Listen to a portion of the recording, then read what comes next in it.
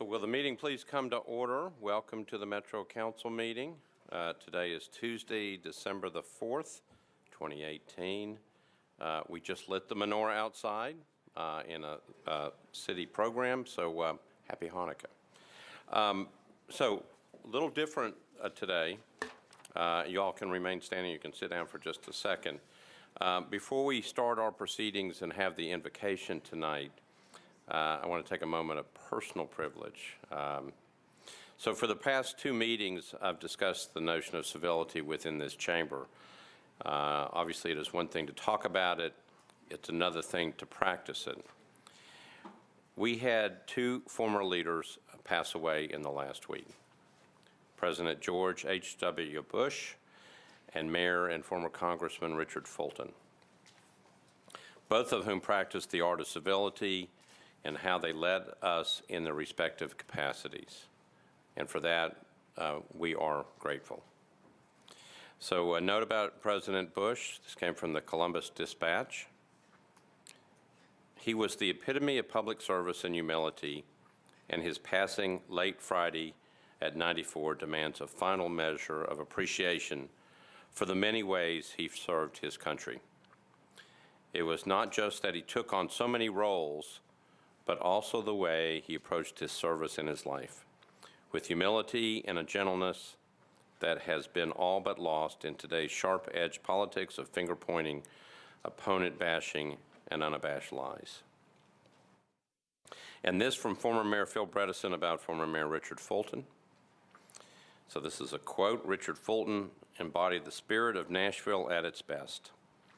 I knew him first as mayor and respected all he did to move Nashville forward. But it was his actions as a congressman, being one of the few from the South voting for the Civil Rights Act, that I admired most. The character and courage he showed was an inspiration to others for the rest of his life. Nashville will miss him. So if you would, please rise for a moment of silence for these two leaders.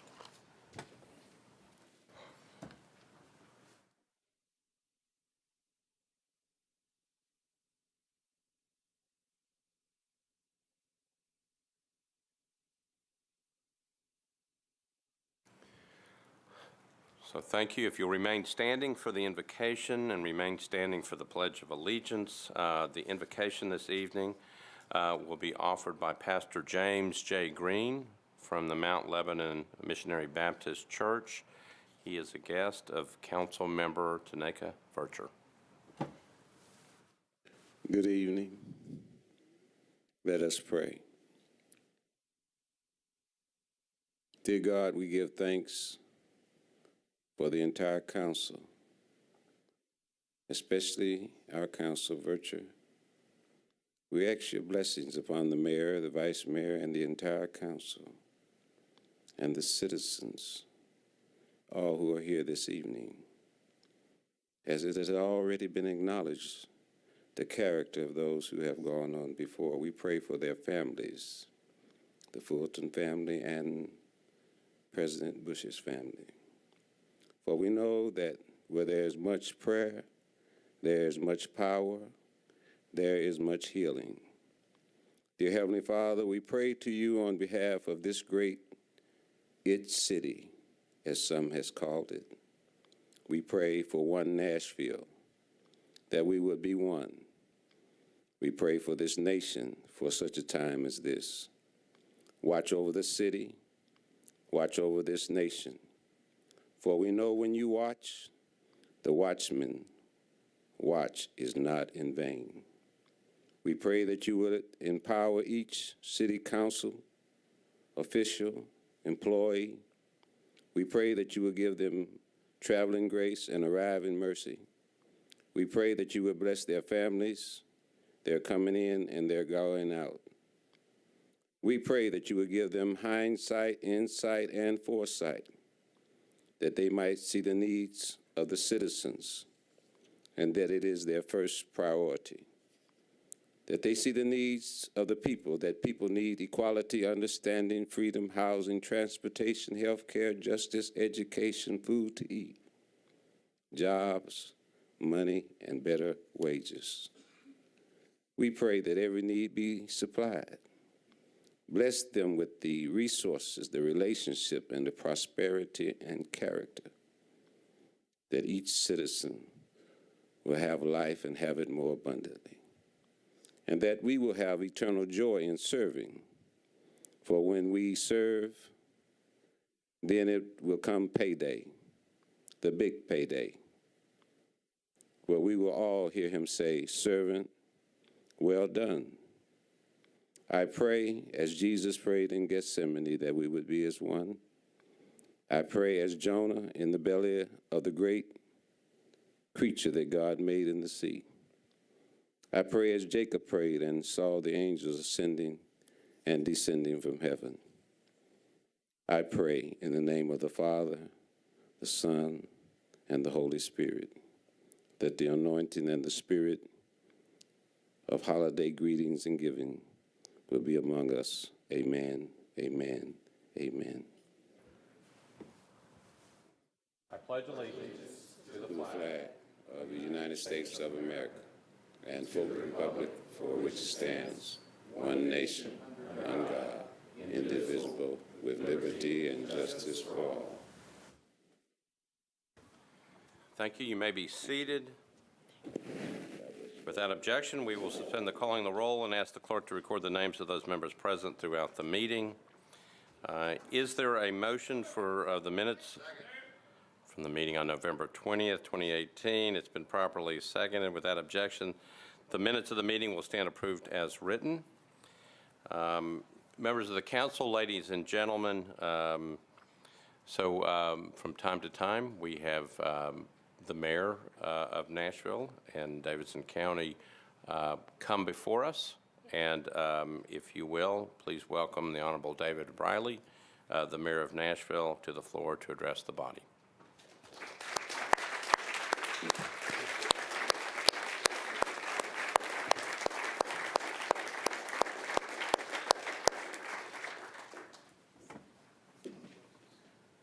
That was not necessary, but it was appreciated.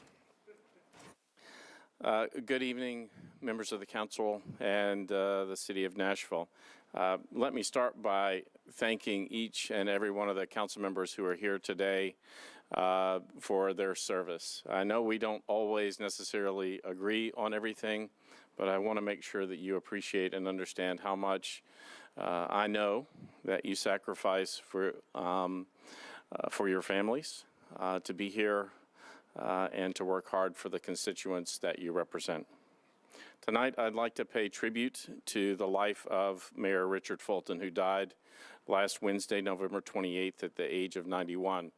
He was the second mayor of Metropolitan Nashville and Davidson County. It's been 38 years since a former mayor has died in our city. During his 3 terms as mayor from 1975 to 1987, he changed our city from Antioch to Bordeaux and from Bellevue to Old Hickory.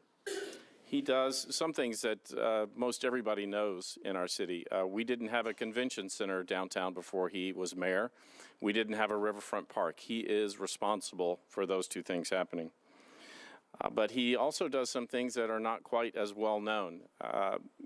We didn't have sewers many places before he was mayor. We didn't have fire protection in the entire county before he was mayor. We have those because he was mayor. He paid attention to those details, and much to the dismay, I think, of many department heads, he went around town with a tape recorder.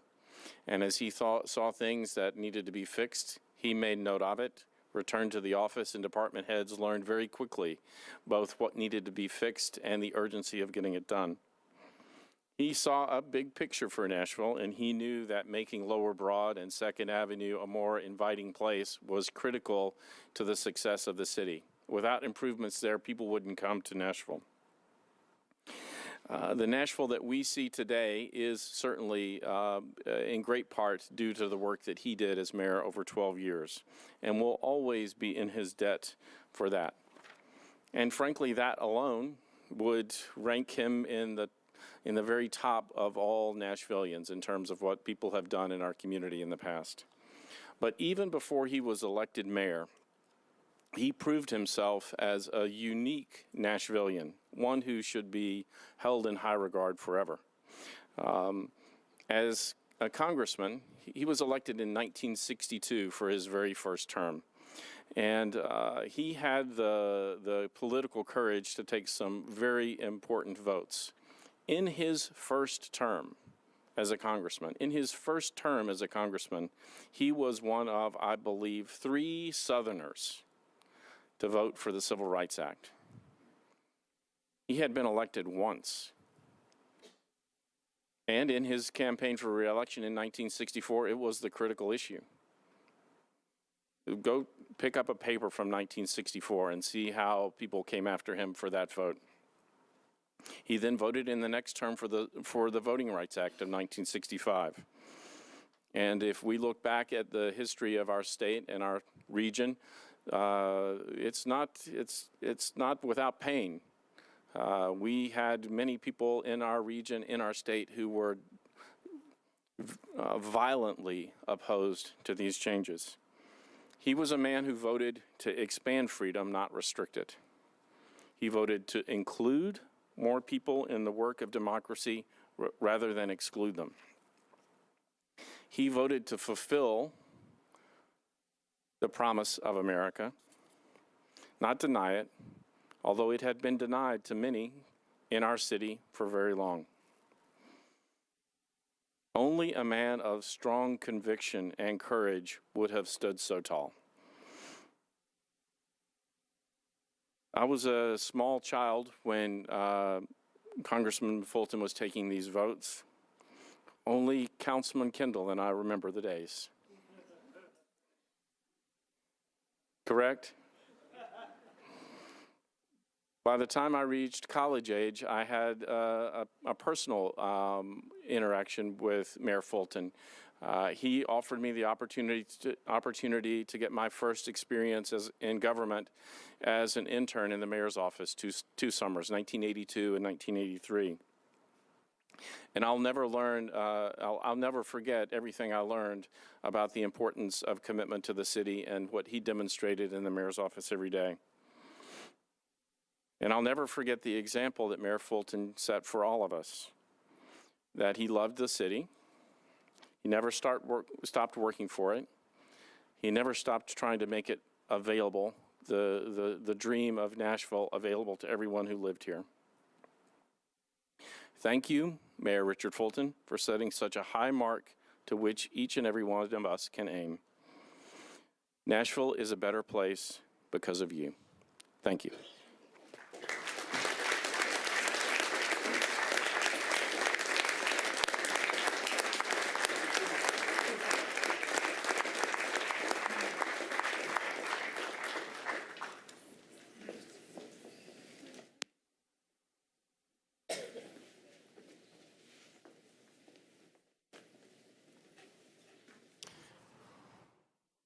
We'll give everybody just a second to reposition.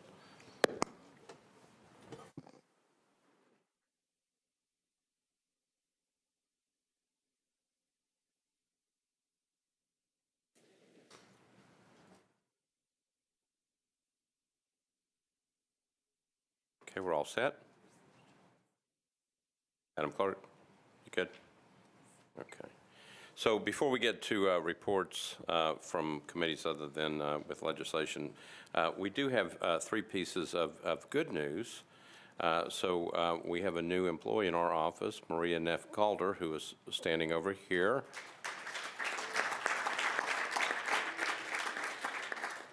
She is a new appointment dealing with financial issues. So we are happy that you are on board. Today is her actually her first full day. So do not ask her for a lot of information right away. Wait until tomorrow, all right? So we also, every so often, we have major family news that happens, excuse me, in our chamber.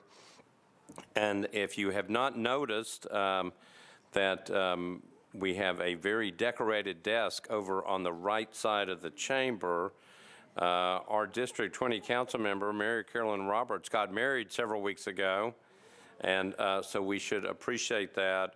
And I think she's going to share her flowers with everybody after the program is over.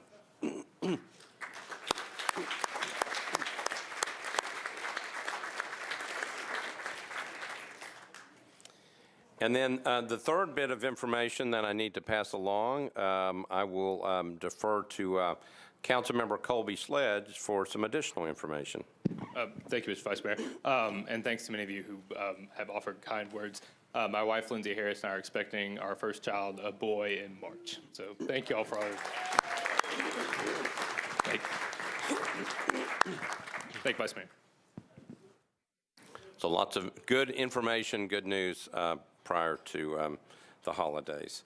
So I'm looking at Chairwoman Lee. I don't believe you have a report tonight.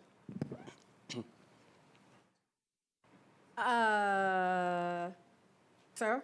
I believe that you do not have any confirmations. Is that correct? Guess what? I think that may be historical. No, sir, we do not. Okay, then I'm going to turn off your microphone and go on. And I will sit down. All right, thank you, Councilmember Lee.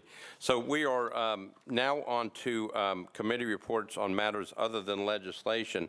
Doesn't necessarily mean that we have anything that we have to specifically say, but I'll call on the members and just make sure. Councilmember Roten on the Budget Committee. Thank you, Mr. Vice Mayor. We had moved that until the next meeting, so we will be getting an update on at the next council meeting. All right. Thank you, Councilmember Roten. We have the contract procurement. Councilmember Dowell, any comments? No comments, thank you. All right, thank you. We have an Innovations Committee. Councilmember Mina Johnson. Thank you, Mr. Vice Mayor. I do have a little to report.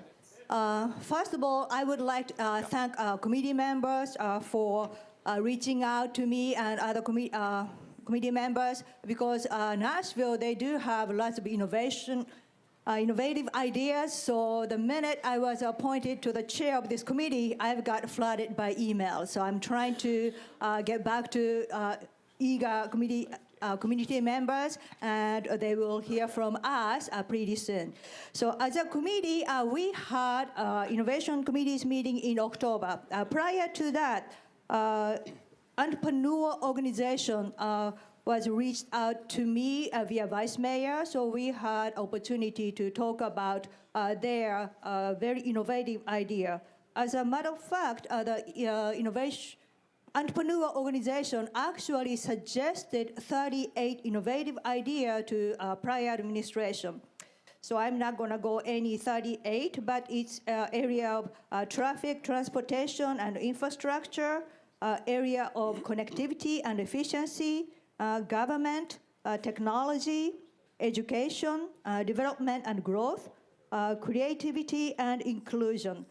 They suggested 38 areas. So when our committee met in October, we evaluated all the ideas and go over action item and so forth. And so we will be following up with each department and also Mayor's office on that to pursue those 38 ideas. So one thing I would like to share is, because this Innovations Committee is brand new, so we decided what would be our mission and goals. So we came up with a great idea, thanks to Councilmember Mary Caroline, newlywed Councilmember, and Councilmember Nancy Van Lees to take on that. So I would like to share our mission. Our committee's mission is to advocate creative opportunities to inspire and motivate change for the people of Nashville by promoting innovative solutions, to utilize the creative power of Nashvillians to improve the quality of life for current and future generations. The committee will identify and encourage non-traditional methods that solve traditional challenges. So with this mission and goal in mind, after the holidays, we will meet and come up, get to work. So if any member of the council would like to have join our committee, please do so. Look forward to working with everybody. Thank you, Council Member. Council Member Haywood, anything on school safety? Yes, I would like to report that I am so pleased with my committee, and we look forward to having a report on the 18th, and then we're going to hit the ground running in the new year. All right, thank you, Council Member. One other thing under the committee reports on matters other than legislation. This morning, I sent a letter to MDHA, particularly to Mr. Harbison, Jim Harbison. This is a request pursuant to some requests from several council members. I have asked both the Budget Committee and the Affordable Housing Committee to hold a joint hearing with the management of MDHA to address some certain media concerns.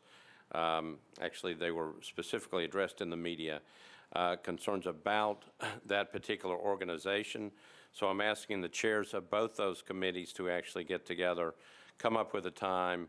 Again, the letter has been sent to the head of MDHA to bring them in with a joint committee to actually take a look at some of the concerns that were expressed. One other thing before we move on, I just want to make sure that I remind everyone that all nominations for memberships on the Community Oversight Board, whether they're from community organizations, whether they're self-nominations, whether they're from this body, from the Metro Council, or whether they're from the mayor's office, they must be physically into the Metro Clerk's office no later than 4:30 p.m. Central Standard Time on Tuesday, December the 18th. That's the next meeting of this body. Again, remember, we will not be taking nominations from the floor. If you are going to nominate an individual, you must have it physically in writing to the Metropolitan Clerk's office by 4:30 p.m. Tuesday, December the 18th. Any questions about any of the concerns or issues raised or any of the procedures raised concerning the process of the Community Oversight Board?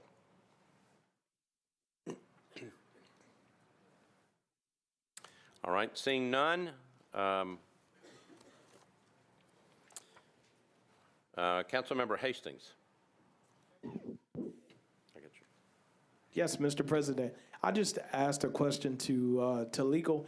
Could you guys just make it clear? There are some people that have already went through the nomination process online, and we are getting emails asking us to nominate them as their council person. How this process, could you just mention that to everyone? Because it's no more, we shouldn't do it twice. And because there's already a crazy system, could you just mention what we need to do as the elected official? Councilmember Hastings, that's a very good question. I'll answer it first, and I'll turn to Mr. Jamison in case he's got a follow-up. So this is a varied process in terms of how this is going to work in terms of how we actually elect the 11 members. The way the process is being set up is that the first votes by this body will be on the 7, either nominated by a community organization or by self-nomination. Of those, the first 4 will be from individuals who come from economically distressed communities. After we get through the 7, then we will be voting as a council body on 2 nominations. After that, we elect 2 from the mayor's office. Council members can nominate as many individuals as they would like. So if you want to nominate 10 individuals, you can do that. If an individual wants to be nominated by a community organization, if an individual wants to go out and get a petition and get 50 Davidson County residents to sign it, and if that individual wants a council member to nominate them as well, they can do that. That's actually acceptable. Mr. Jamison, any comments on that? No, I would simply submit to the individuals that are asking you to nominate them after having already been nominated through other process. It doesn't offer any particular advantage. They'll appear once before this body. Okay. Does that help you? Are there any other questions? Basically, I think you said it, but just to make it clear, one time is enough. We don't have to go and do any special advantage to nominate them again after they had already put in a petition for them to be a part of that committee. Evidently, that is what I'm hearing, and there is no other way for us to pick up their already petitions and sign it to make it any better from what it is right now. So, Councilmember Hastings, I want to make sure we're clear on something just as we go through the process. So let's say that an individual is nominated by a community organization, but is also self-nominated. They're going to be on that first go-around once. You're not on there twice. You'll be on there once. That individual, depending on how many people are nominated, that person could be voted on 7 times the first time around. It just depends on how many times we have to vote. Actually, we could have more than 7 votes on that first time if we actually have to if we have several people that get to the top and we have to keep voting on them. If that individual who is nominated by a community organization or a self-nomination does not get on the board through the first 7, if they were nominated by a council member, then they're up again the next time when the council members vote. So in reality, an individual could be voted on at least 9 times on that first go-around. Does that make sense? It does make sense, but does that require us as council members to go back in there to put another application or document or nomination out there as well? Or is it just that one time? It's that one time doable? So it depends on what the council member would like to do. Obviously, if an individual comes to you and requests that you put their name in nomination, you can certainly do that. And if you find out they've already been nominated through a community organization, it's okay. It's actually acceptable for you to do both. Okay? I understand. That didn't make it any easier for me. But I do understand what you're saying, especially when I have almost 300 people that are asking for me to nominate them for, the same thing when they had already done it. But thank you very much, Mr. President. If you have 300 people, you may have a very busy holiday. I hear you. All right.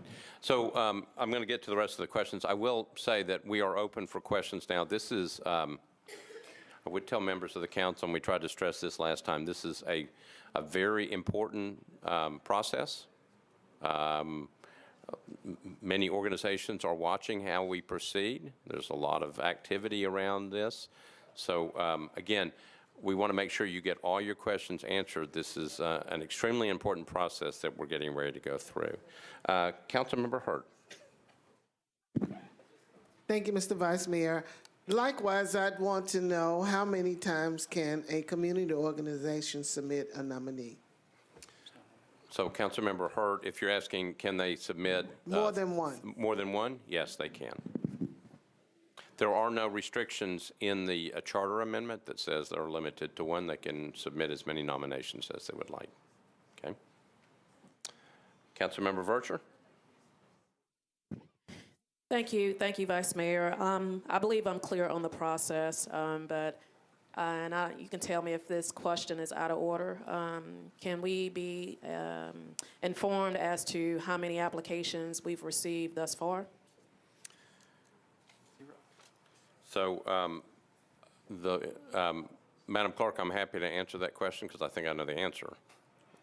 Oh, I don't know the answer, so Madam Clerk, I'm going to turn to you and see if you can answer. We've had 23 applications submitted as of before the council meeting this evening. Thank you, Vice Mayor. Thank you, Madam Clerk. Councilmember Allen. Thank you, Mr. Vice President, just wanted a clarification on council member signatures. So if someone does ask a council member to nominate them, they can't just turn their nominee form in. We have to physically sign it. Is that correct? Yes, you have to, if you're going to nominate an individual as a member of the council, you have to sign that form as well. Thank you. Any other questions from anybody in the council? Again, please remember that all nominations from the council body have to be in also on December the 18th at 4:30 p.m. Right? All right, so we are now on bills on public hearing. So here's how this works for members of the viewing audience and people who are sitting in the back of the chamber. I will read the caption of the bill, and then I will actually go to the sponsor of the bill, who will then, depending on what actions the sponsor may want to take, will possibly open the request that the public hearing be open. At that point, I will declare the public hearing open. I will then ask for a show of hands for those who are for the measure. I will also ask for a show of hands for those who are against the measure. If anyone would like to speak on the measure, either for or opposed, what we would do is invite you to come to the podium in the back. You will be allowed to speak for 3 minutes. We start with the people who are for the measure, and then we go to the people who are opposed to it. We would ask before you speak that you first give your name and address. So we are now ready to proceed with bills on public hearing. The first one is BL 2017-897. This is by Councilmember Scott Davis. This is an ordinance to amend Title 17 of the Metropolitan Code of Laws by changing from RS5 to R6A, zoning on property located at 1001 West McKinney Avenue at the northeast corner of Lorentz Street and West McKinney Avenue. It's 0.34 acres. Councilmember Scott Davis. Thank you, Vice Mayor. I'd like to open public hearing, please. All right. I declare the public hearing open. For those of you in the audience who are for this measure, if you would please raise your hand. Okay. For those of you who are opposed to this measure, if you would please raise your hand. I see none. Would those who are in favor wish to speak? I'm getting no comment whatsoever. I declare the public hearing closed. Councilmember Scott Davis. Move for approval, please. So the bill has been moved, properly seconded. Any discussion? Seeing none, all those in favor say aye. Aye. Opposed, no. You adopt. We're on BL 2018-1288 as amended. This is sponsored by Councilmember Withers. An ordinance to amend Title 17 of the Metropolitan Code of Laws pertaining to parking requirements for certain types of uses. Councilmember Withers. Thank you, Mr. Vice Mayor. I'd like to open the public hearing, please. Okay, declare the public hearing open. Those in the audience who are for this measure, please indicate by raising your hand. Those people who are in the audience who are opposed to this measure, please indicate by raising your hand. I see no movement whatsoever. I declare the public hearing closed. Councilmember Withers. Thank you, Mr. Vice Mayor. I'd like to request approval. Okay. A motion to approve, and I have a proper second. Any discussion on this measure? Seeing none, all those in favor say aye. Aye. Opposed, no. You adopt on public hearing. Next measure is BL 2018-1346. This was approved by the Planning Commission 7-0. This is an ordinance to amend Title 17 of the Metropolitan Code of Laws by changing from IWD to MULA zoning on property located at 924 Vine Street at the northeast corner of Bass Street and Oak Street. It's 0.6 acres. Councilmember Sledge. There you go. Thank you, Mr. Vice Mayor. I'd like to open the public hearing. Okay, declare the public hearing open. All those who are here in favor of that measure, please indicate by raising your hand. Okay. All those who are here opposed to the measure, please indicate by raising your hand. It looks like you are for and against. Is that right? All right. So would those in favor wish to speak? Anybody in favor wish to speak? Anybody opposed wish to speak? All right. I declare the public hearing closed. Councilmember Sledge. Thank you, Mr. Vice Mayor. I'd like to move approval. Okay, get a motion to approve, properly seconded. Any discussion? Seeing none, all those in favor say aye. Aye. Opposed, no. You adopt on the public hearing. BL 2018-1357, this was approved by the Planning Commission, subject to adoption of BL 2018-1358. This is by Council Member Kendall. This is an ordinance to amend Title 17 of the Metropolitan Code of Laws by canceling a plan unit development overlay district on property located at 3419 Murphy Road, approximately 100 feet west of West End Avenue. It's 1.47 acres. Councilmember Kendall. Thank you, Vice Mayor. Well, I have temporary good news. I'd like to defer this to the first meeting in January. Okay, so I have a motion to defer to the first meeting in January. I've got a proper second. Any discussion? Seeing none, all those in favor of the deferral motion indicate by saying aye. Opposed, no. The motion to defer is approved. And now we're on BL 2018-1358, also by Councilmember Kendall. This was approved with conditions, disapproved without by the Planning Commission 5-1 on 9/27/2018. This is an ordinance to amend Title 17 of the Metropolitan Code of Laws by changing from ORIA to SP zoning on property located at 3419 Murphy Road, approximately 100 feet west of West End Avenue, within a plan unit development overlay district, 1.47 acres. Councilmember Kendall. Thank you, Vice Mayor. That'd be the same announcement on that. Move to defer that with a brief explanation. All right, so I've got a motion to defer to the first meeting in January, properly seconded. Back to Councilmember Kendall. Yes, on both of these, as the council members well know by now, has generated a lot of interest from various groups in this area, not only in my district, but in other districts. And we're still meeting on this. There's a new proposal. Well, it's not a new proposal, but an amended proposal by the developers that I will need to be meeting with the community on sometime in the next couple of weeks. Hopefully we can move forward from there. Thank you. All right, thank you, Council Member. Any other discussion? We have a motion to defer to the first meeting of January. It was properly seconded. Any further discussion? Seeing none, all those in favor say aye. Opposed, no. The motion to defer is adopted. We are now on BL 2018-1371 by Councilmember Bedney. This has been referred to the Planning Commission, an ordinance to amend chapters 17.04 and 17.16 of the Metropolitan Code of Laws pertaining to the definition and standards for a kennel stable. Councilmember Bedney. Oh, thank you, Vice Mayor. So I'm going to request an indefinite deferral, and I'd like to give a brief explanation. All right, so I have a motion for an indefinite deferral properly seconded. Councilmember Bedney. So my whole goal with this legislation was to engage with the community in a series of meetings, and we had some, and then we're getting to December and January when most people are out on vacation, and so it wouldn't be easy to call a meeting that is inclusive enough during the holiday season.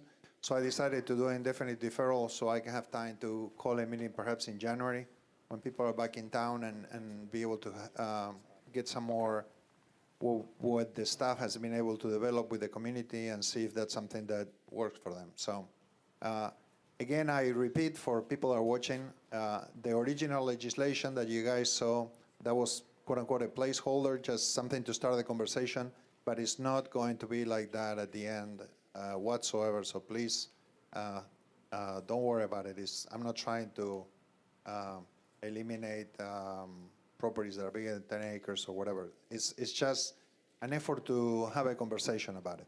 So I'm asking for your vote in supporting indefinite deferral. Thanks. All right. Thank you, Council Member. So we're on a motion to defer indefinitely. It was properly seconded. Any further discussion on the motion? Seeing none, all those in favor say aye. Opposed, no. The motion to defer indefinitely is passed. Okay. We're on BL 2018-1372 as amended. Sponsors are Council Members O'Connell, Vercher, and Bedney. This is an ordinance authorizing the Metropolitan Government of Nashville and Davidson County to purchase certain property from the state of Tennessee located at 88 Hermitage Avenue. Councilmember O'Connell. Thank you, Mr. Vice Mayor. Do I need committee reports before I defer the public hearing? Yeah, you do need committee reports. I'm going to go to Councilmember Vercher, Budget and Finance.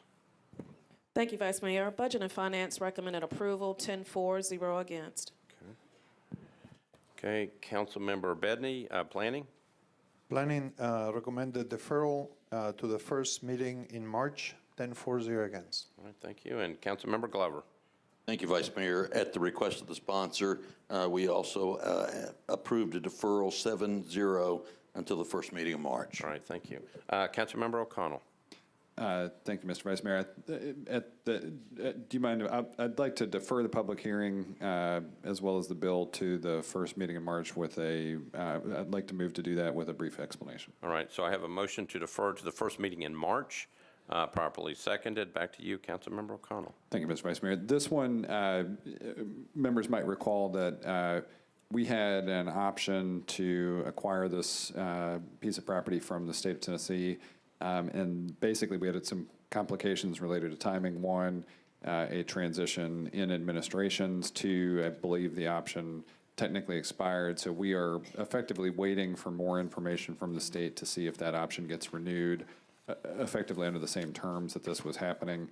And so we will revisit this ideally with more information as we get closer to spring. So I'd renew my motion. All right, so motion is renewed. This is to the first meeting in March, again, properly seconded. Any discussion on that motion? Seeing none, all those in favor say aye. Aye. Opposed, no. The motion to defer to the first meeting in March is adopted. BL 2018-1384. This is by Councilmember Hastings, approved by the Planning Commission 8-0 on 9/13/2018.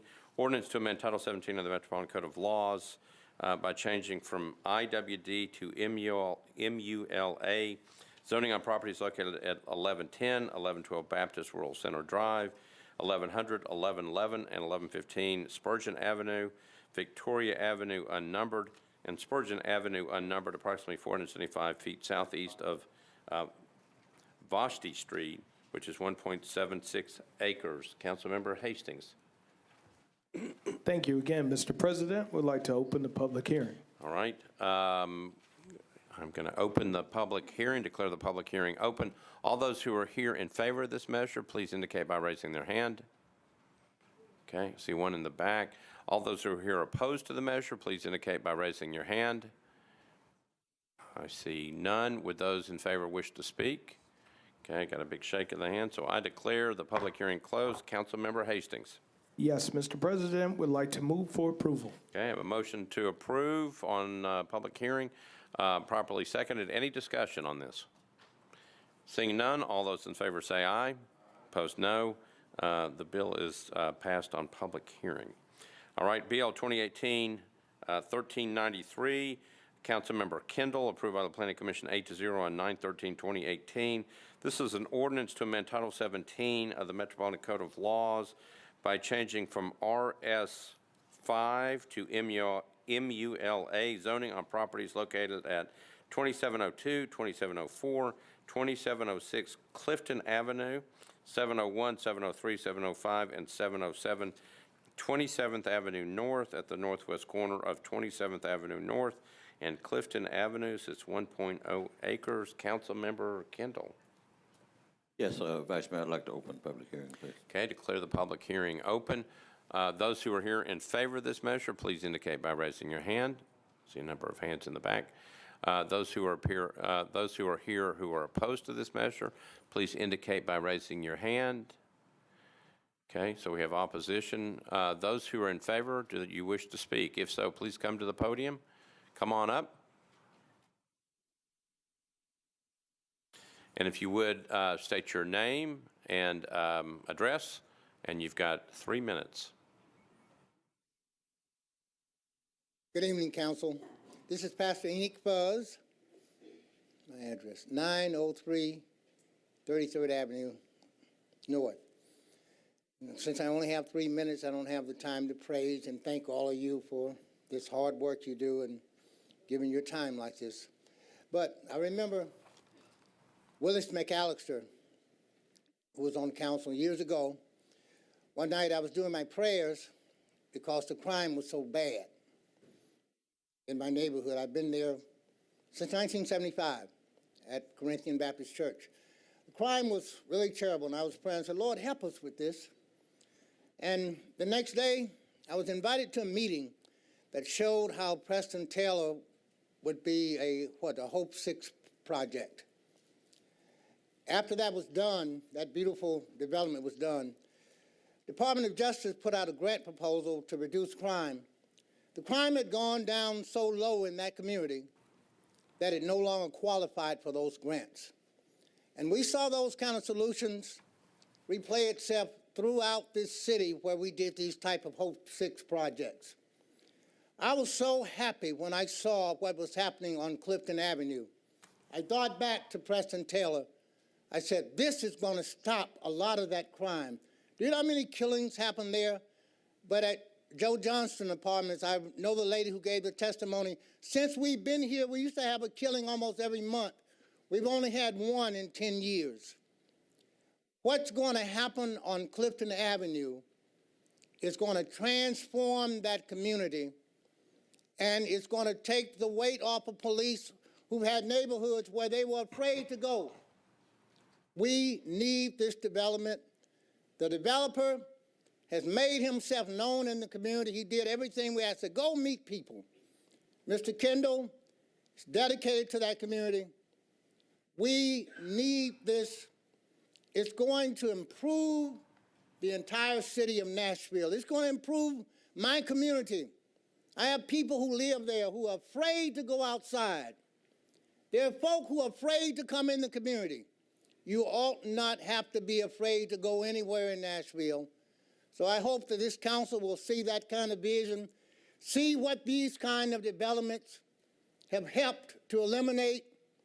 We care about all the folk, but I want my members to feel safe when they come to church and they tell me, Reverend, I'm afraid.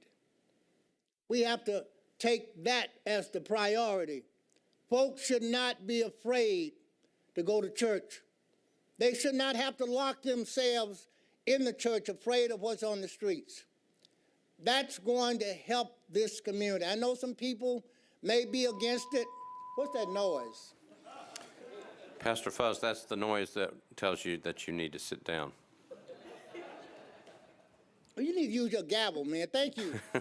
Thank you. Thank you, Vice Mayor. Good evening to this council.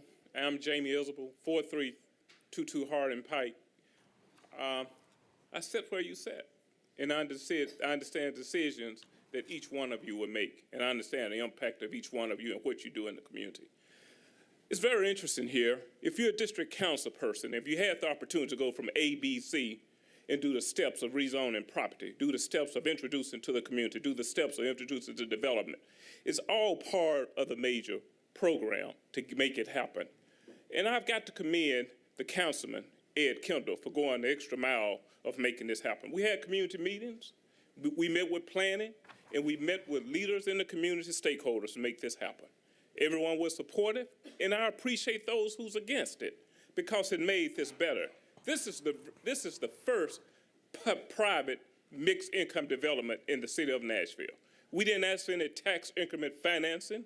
We didn't ask for any redevelopment zones. We didn't ask for any infrastructure. We came up with our own resources to make this happen. This is a good deal. This is good for the community, and most definitely, it's good for the institutions around it. There's Tennessee State University, there's Fisk University, there's Meharry University.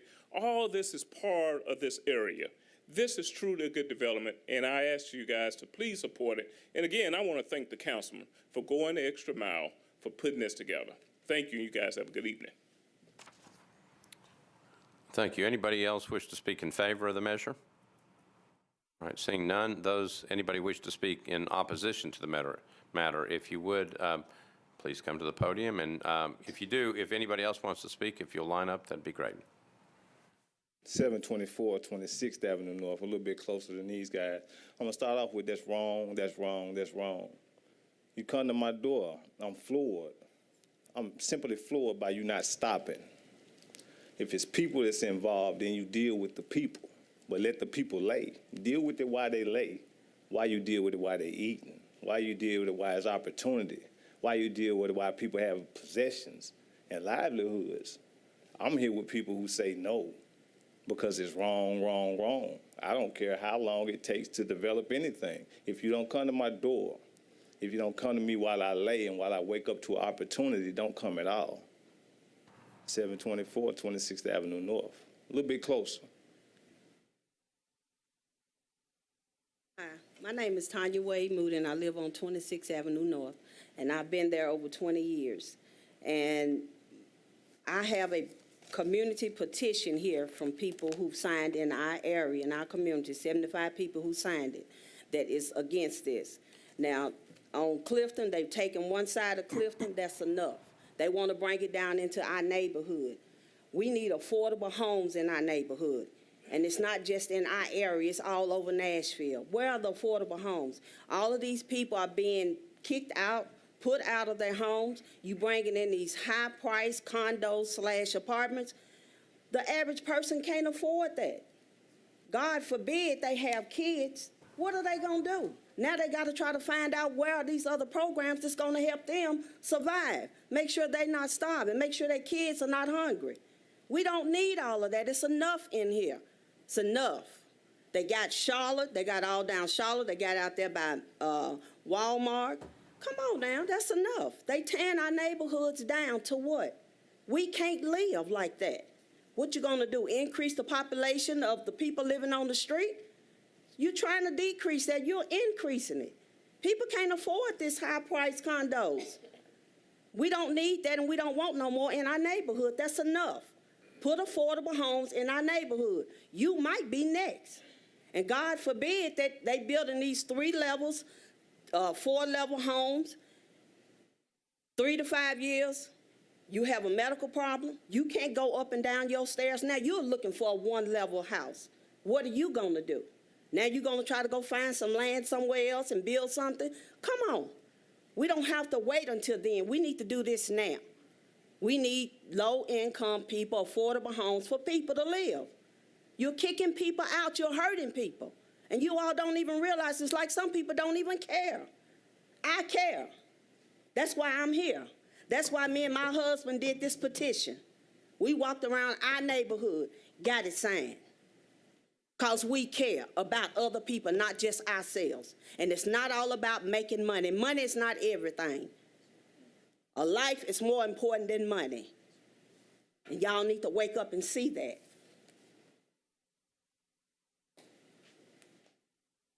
My name is Renee Dennis. I live at 725 26th Avenue North. Ma'am, you may want to pull the microphone down just a little bit. Okay. 26th Avenue North. I'm just here to say that while Nashville is growing, I am so proud to have that done. I've grown here, grew up here. But the thing that I'm seeing now around 26th Avenue, and I originally grew up off of Trinity Lane, is that we're growing so fast in a way that I've seen happen in other parts of our state or our city, like, let's say, Hickory Hollow area. There's not even a Hickory Hollow Mall anymore. But at one time, it was just so booming. What happened? It grew really fast, and then economic downturn came, and boom, now Nashville has this ghost town. I definitely don't want to see it downtown. I'm not saying that we don't grow, but it doesn't have to go to its limits. It doesn't have to be so huge, and it needs to be balanced. Simply, like she said, these people in this area have said, we don't want that. We want single-level homes that match what's there and are affordable. Not only that, no one has spoken about bringing privatization, but Pearl Cone is one of the lowest rated schools in the area of a place that's supposed to be booming. And all of the schools all the way down Clarksville Highway and off in those areas are not getting what they need. So that means those children who get displaced from that area, they get traumatized along with their family. And we have doctors here that are oncologists. We're going to need them. We're going to need them because a child that's traumatized at this age and in high school age and on up, because they had to be displaced here and there, and they're going to need it. But first and foremost, back to my point, the neighborhood doesn't want it to go that way. We're not saying don't rebuild and don't develop. Don't rebuild hugely. Don't rebuild outrageously and displace the people in this neighborhood. For what? If the homes that are there are affordable, that means there are also homes that are going to be able to be owned. And when you have a people that own that, that's wealth. The people who are speaking now, the people signing that, they have wealth because they own those homes. But they were told, we don't want to keep this area poor. And just like he said, when Preston Taylor was redeveloped and it became nice, it went down. But they did not build huge homes that weren't affordable. They built homes that were nice and affordable. So if we want to see that go down, okay, again, nice affordable homes that are in that line. That's all we're asking. There's no reason to keep on putting $500,000 homes around there. And to be quite honest, again, you're going to just cause more problems. Thank you. Thank you, ma'am. Anybody else wish to speak? Seeing none, I declare the public hearing closed. Councilmember Kendall. Thank you, Vice Mayor. First of all, I want to thank everybody who came tonight. Ms. Moody and I have gotten to be pretty good friends. I think I've been by her house several times, and we've talked about this lady who spoke right before the lady who spoke last. If all of you who might be familiar with Clifton, if you've ever been to Sweat's Restaurant on 28th, and if you go from Sweat's Restaurant east, that's the area we're talking about. There've already been quite a bit of development in that area. The area that we're talking about here tonight is about 2 blocks, 26th and 27th. You'll see that on the next one. In that particular part of Clifton, and I grew up in this area, you had about 5 or 6 houses at the most. I think there was a daycare there, a church that was pretty much dilapidated and falling down. And many of the houses that were located there that have been torn down have already been torn down. And most of them, nobody lived in. We're not talking about it. I hear, and I agree, we don't want to displace people in the community to build high-dollar stuff. In this instance, I've worked with the developer, and the developer has agreed in this block, I think they're going to build about 34 units. These are condos. And 20% of them will be actually from $150,000 to about $250,000, which is in the workforce area. Matter of fact, even lower in some instances, that they will build in this structure. Also, as a part of this plan, there will be retail on the bottom floor going down Clifton, which will provide, as I understand, that entire area that they're redeveloping there, about 163 jobs. Now, jobs are something that we desperately need in North Nashville, in that community. There's going to be a grocery store, a full-service grocery store located in there. It's going to employ people. But I agree, we don't need to displace. This project is not really displacing anybody. If they were coming down into the neighborhood, further down on 26th or just around the corner, I would have a problem with it. And I've told the developers that I have a problem with it. Initially, they wanted to do the MUL down there, around the corner, where they could put the businesses, but they're now going to have to just put residences, and the ones going down 26 will only be 2 stories, not the 3 stories that they'll have up on the Clifton area. If you also look at Clifton, Clifton has been not just commercial, in my opinion, it's been industrial. You've got ServPro, you've got the big cabinet company that used to be down there, you've got the oil company.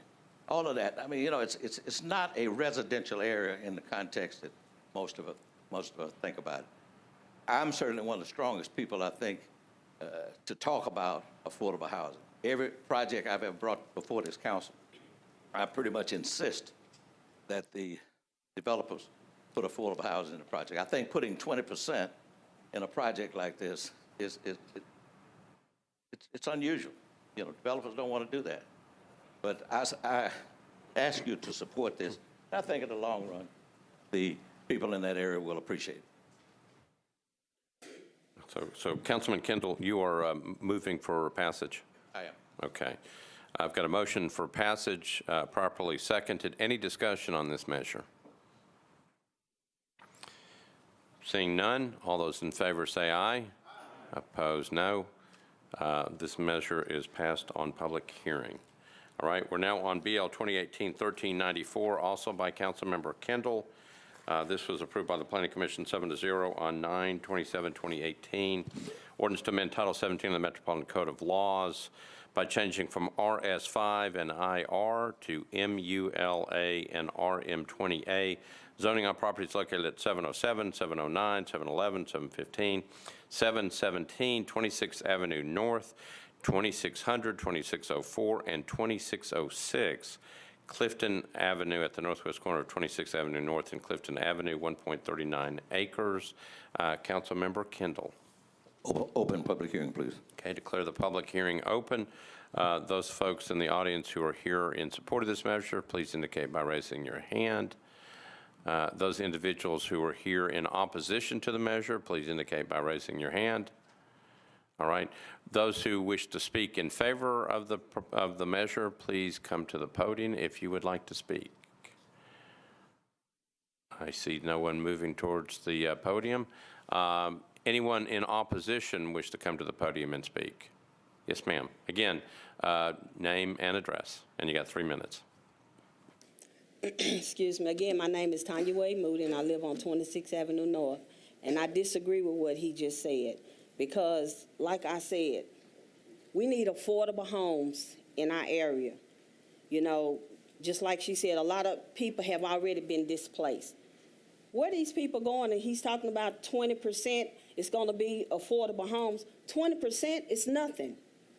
That's nothing. Still, I mean, what is this, a get-rich scheme? Come on now. You need to think more about the people. We need affordable homes, and we need to care more about other people other than yourself. And that's what we want in our area. And when you have homes, one-level homes like this, and then you got these 2 houses maybe in between houses, that doesn't even look right. Doesn't look right in the neighborhood, and I'm sure some of you can drive down some streets and see that. It don't look right. And we're sitting here telling y'all what we want in our neighborhood, and y'all not listening to us. We put y'all where you are. Hear us and do what we ask y'all to do. It's not always about you. It's about us. What about us? What about us? We know what we want, and we know what's needed. Y'all know what's needed. Do the right thing. Don't vote for it just because of somebody else. Do the right thing. Where's the affordable homes? Let's have it. Yes, I am, Mayor. Yes, ma'am. Again, just on 26th Avenue North, there were 4 families displaced. And given 30 days, not 90 days, 30-day displacement. There was nothing.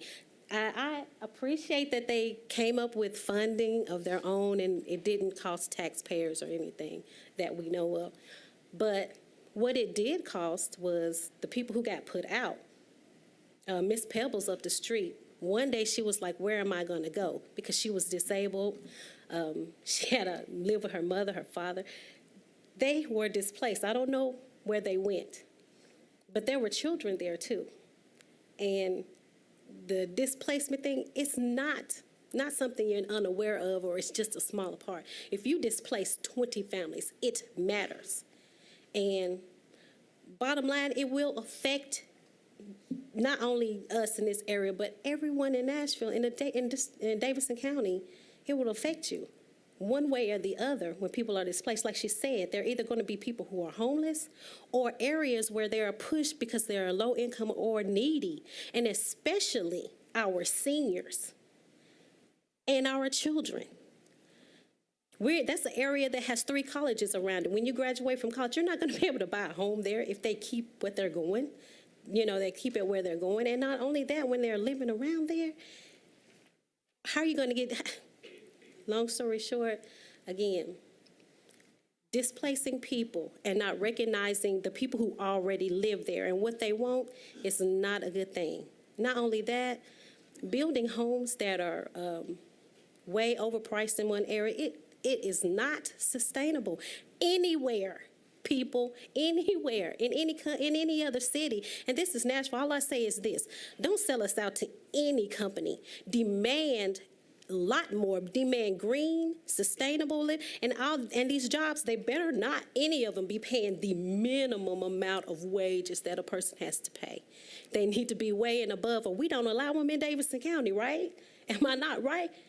Because otherwise, we're just selling out our people. Because maybe you already have a better job and your life is cool, so everybody else, they just didn't work as hard as you, which is not true. We're going to have to accept some truths, which is there's inequality in the world, period. But in Nashville, I'm hoping that everybody here is going to represent that we start here and make equality. And one thing is not making too many $500,000 homes in an area where homes aren't that much anyway, and displacing families with no plan whatsoever as to where they go and to what they're going to do. And then turn around and say, oh, well, we'll address that problem, or do nothing. Just keep a blind eye and say it's okay. Thank you. Yes, my last go, we're so kind. This place is so kind. We're so nice. Sir, can you give me right your across from Clifton? name and address? I'm sorry, Leonardo Dantes McLemore, LD. Right across from Clifton, 37209. You come on outside 37208. You see how kind this place can be? That's just how kind it is. You go across Clifton, that's 37209. You come across the 26, that's 37208. It's very nice to see it. Expand your hands, spread your wings, do what you have to do. But notice that you are not zipping directly through the people you're talking to.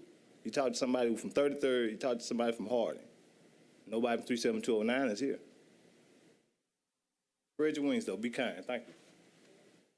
Seeing nobody else in the queue, I declare the public hearing closed. Councilmember Kendall. Just for clarity, we had a community meeting at Mount Nebo Church, which is right down the street, and this was after Ms. Booty had presented me with the petition, and I asked her to try to get as many people there as she could, if they were opposed to it. We had a meeting at Mount Nebo Church, and I will submit that several of the people were from that community who attended that meeting. Many of them were in support of it, the ones who spoke anyway. So there were several people in support of this project, not only because it provided some housing, it actually will increase the workforce housing or affordable housing in the area, because we're only talking about a very few houses that were purchased. They were probably rental property. I don't think any of the homeowners sold their property. But I don't recall, but maybe 4 or 5 houses in the whole area that were demolished as a result of the purchase of this property. And you're going to add, in this project, going to be added about 12, I think, affordable housing units. So, and as I said, I'm opposed to building large structures or even these condos in the communities themselves. Matter of fact, there's one that was proposed down in this community that I have opposed, and they're not going to build it. But on Clifton, that's a different story. I think this is a good project. As I said, I think people will be satisfied with it. I know some people say they're angry about it now, but I think some of what you've heard tonight is not quite accurate in terms of displacement and in terms of the number of people who actually oppose this project. Thank you. All right, Councilmember Kendall, are you Yes. moving for Yes, passage? I do. Okay, so I got a motion to passage properly seconded. Before we go to people in the queue, did you want to turn in your petition? I do. All right, so that's okay. If you will do that, that's great. Thank you. All right, so I have a motion and a second. Councilmember Hurt. Thank you, Mr. Vice Mayor. This particular situation and many others like it around the city pains me, because I do feel the pain of some of those individuals that spoke. And I see it because right in the building where I am, there were property that you couldn't get people to come over 2 years ago, and now you've got 8 condos at $500,000 apiece. And I know I couldn't afford it. I'm not saying that I am for or against it, but I just could not sit here any longer because it hurts me.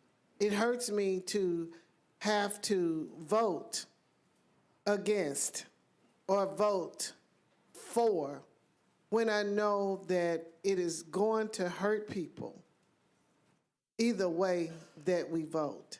And I think that the city has grown so fast that it has grown to a point that it has is hurting a lot of people. And this is one of the hard times of being a member of this council, having to make these tough decisions, knowing that because of how the city has moved so rapidly, and I do believe that the developers have seen opportunity and have the resources and been able to capitalize off of it. And you have people who do not have the resources in order to do what they need to do to make a better place and a quality life for themselves.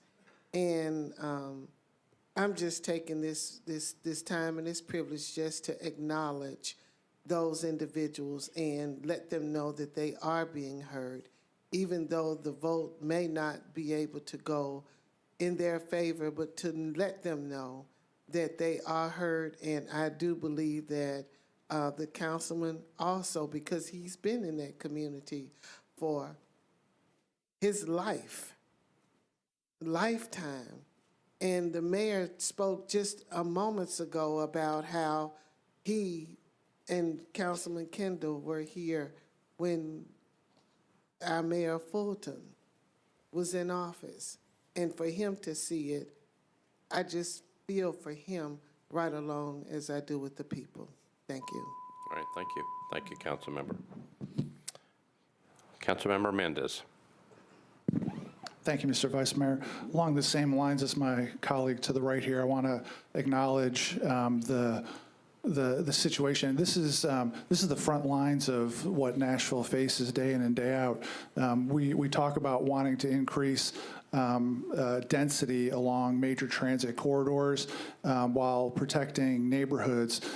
Yet, I mean, frankly, because we've been so focused on convention centers and sports teams and not raising the tax rate to where it ought to be, there's no comprehensive plan about how to actually do it. And we leave it to council members like Mr. Kendall to try to figure out on an ad hoc basis how to actually accomplish that balance of getting density along corridors while protecting the neighborhood. I very much appreciate Mr. Kendall's comments about the balance between wanting to accommodate the density in exchange for having retail. There isn't a grocery store anywhere near there right now, and so that's fantastic, but drawing a line of not allowing it into the neighborhood.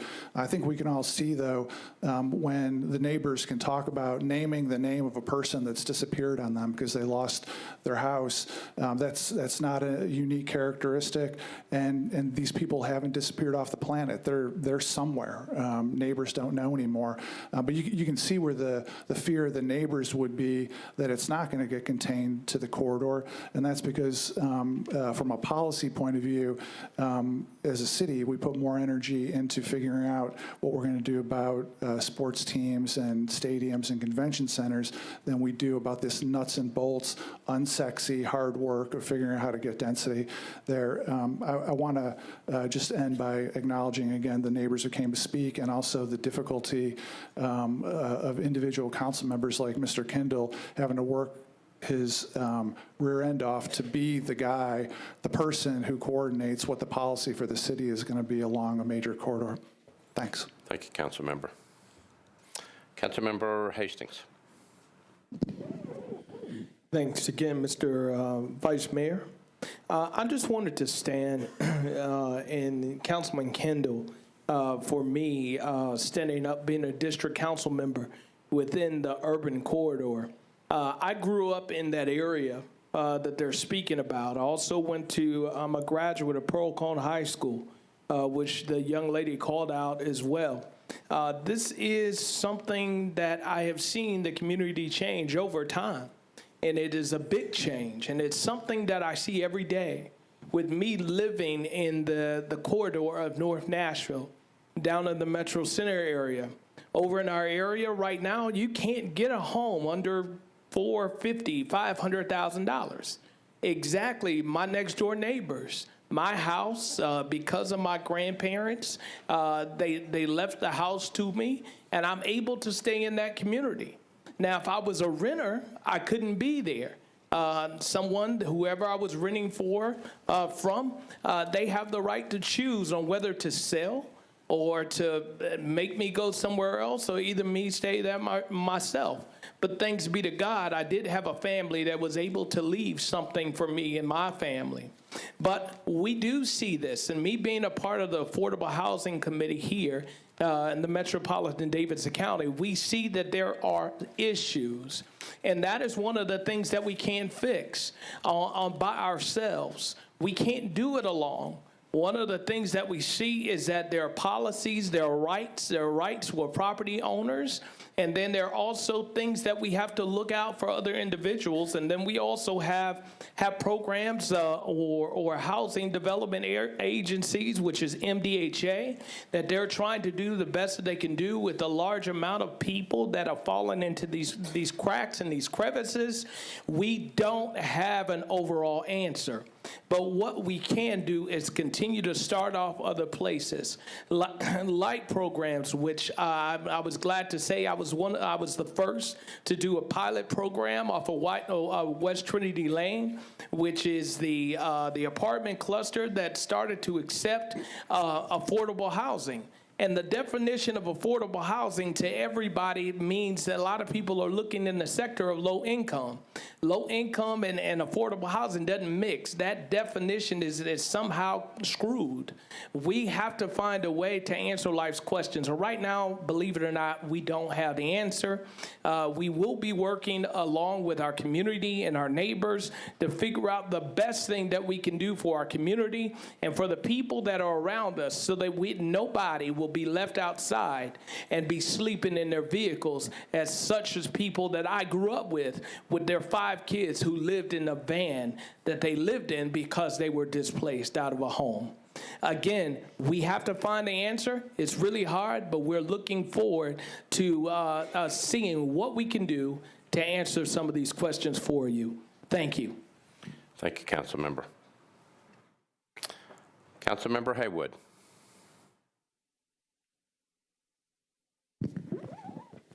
First of all, I would just like to rise and echo what my colleagues Mendez and Sharon, Council Lady Sharon Hurt, what they have articulated. And I know probably each and every one of us as council members have been in the same situation, understanding that my belief in the councilman is unwavering. And I know he knows his district. He's lived there for, 150 years? No, not quite 150. I forgot, you're only, 70? So I have unwavering confidence in your decision-making, but also, much like Council Lady Hurt, it's troubling to me to hear. Now, I don't know, I know when I'm faced with this dilemma, I guess to make a long story short, I'm wondering about a deferral, and maybe both sides can come together. I'm sure you've already done it. You say you've been in the living room, of the young lady. But again, I just need for the community members to know that we are listening, because I know sometimes it appears that we're just not listening. And I just need you to know that we are listening, and I need Councilman to know that I have full confidence in the 175 years he's lived there. Thank you, I think, Councilmember Haywood. Councilmember Dow. Thank you. I just had a quick question. Are you able to tell us how many names are on the petition that was submitted? 75 names. We can, the clerk's office has the petition. 75. I know that it has to go through the clerk office, and she probably didn't know to submit that to us. But what I will say is that I appreciate the people coming to the public hearing tonight. I hear you. I definitely understand. I want to just say that I have full faith and confidence in Councilman Kendall. However, I am uncomfortable moving this forward with 75 signatures on that list and with the people here today speaking about it. I think there's more conversation that need to be had within the community, especially with the gentleman sharing that nobody spoke to him personally. And I think one of the things we've done as a council body is that when the people come and they express some concerns with a particular issue, we've allowed the council member to flesh it out with the community. I don't know how many people showed up at the Mount Nebo meeting, but for a petition to have 75 signatures on it in opposition, it just makes me wonder. And as a council person, we have two primary responsibilities, and one of those responsibilities aside of the budget is zoning within our community. And we are in a housing crisis, and people ask, where do these people go? They come to Antioch and all the affordable housing communities they're seeking to build in our area and concentrate poverty. And our area is not able to absorb all the affordable housing in the city. Other areas of the city is going to have to take a real hard look and find accommodations for people who make $37,000 and under. We can't concentrate it all in one area of the city. And so we have a project in our area. We'd be happy to move over to Councilman Kendall's area and incorporate it with this community. I think it will fit in. And so I would ask Councilman Kendall if he would consider deferring it and having a meeting to include those 75 people and see if they can flesh something out, because that would help me feel comfortable with moving it forward at this time. But right now, I'm uncomfortable moving it forward. All right. Thank you, Council Member. Councilmember Vercher. Thank you, Vice Mayor. I don't know why I always feel like my questions are way out in left field, but nevertheless, if we could have the sponsor speak to just the amount of work that's gone into this legislation, because that hasn't been articulated to the body. I don't know the number of community meetings, conversations with the various constituencies. And also, I guess this is the one with, is this still the one with the 34 units, Councilman Kendall? So, okay. I'm sorry, Councilmember Vice Kendall, Mayor. I'm going to go ahead and let you speak. I'm going to hit then- your microphone if you would respond if you want to. On And then the my last question with the 20%, maybe the sponsor can address this too, because we know what that is, 20% of the 34. How does that work? Do we round up on that number, or do we round down on that number to get a higher number of units for affordability? And also, will this property have any deed restrictions? All right, thank you, Councilmember. Councilmember Kendall. Yes, we've talked about the. Sorry. Go ahead. Have, but I think to answer the question about how many, whatever is up is what I'm in favor of. We'll round it up. I want to round it up. If we can round up to 25, I'd be happy. But I want to say something. I think everybody who's spoken tonight has heard Mendez, Haywood, Mr. Costa. You're making a good point, very good point. That's happening around this city. But I think the people who spoke most eloquently were the ones who came up to that microphone, because they were really sincere about what like I said, I've met with Ms. Moody, the lady I've been in a house, talked with her, sit in the living room, sit on the front porch, talked to her in the yard, met her husband, talked to him. And, you know, she tells me over and over, which I hear her, we need people to build single-family houses that are like the houses in the neighborhood. And, of course, we don't have anybody building those. We don't have enough money in the nonprofit area to build those kind of houses. So I don't know who you ask to go in there and build those. They're paying for lots in North Nashville, 50 by 150-foot lots, anywhere from $100,000 to $150,000, and tearing the houses down to build on them. I don't know what you can afford to build at that kind of cost. And I'm not in favor. I don't think anybody on this council feels as strongly about affordable housing as I do. Every project, as I said, that has come before this council that I've been involved in, I pretty much insist that the developer look at putting in affordable housing. In this instance, it's the highest I've had. I think one of the others I had was 12%, 15%. This one is 20%. Now, if this were down in the neighborhood, where I saw that it was changing the complexion of that neighborhood, I would be opposed to it. There was a proposal to put 11 units around the corner from Ms. Moody on a lot on Booker Street. She lives right off of Booker on 26. I was opposed to it, so the developer gave up on that.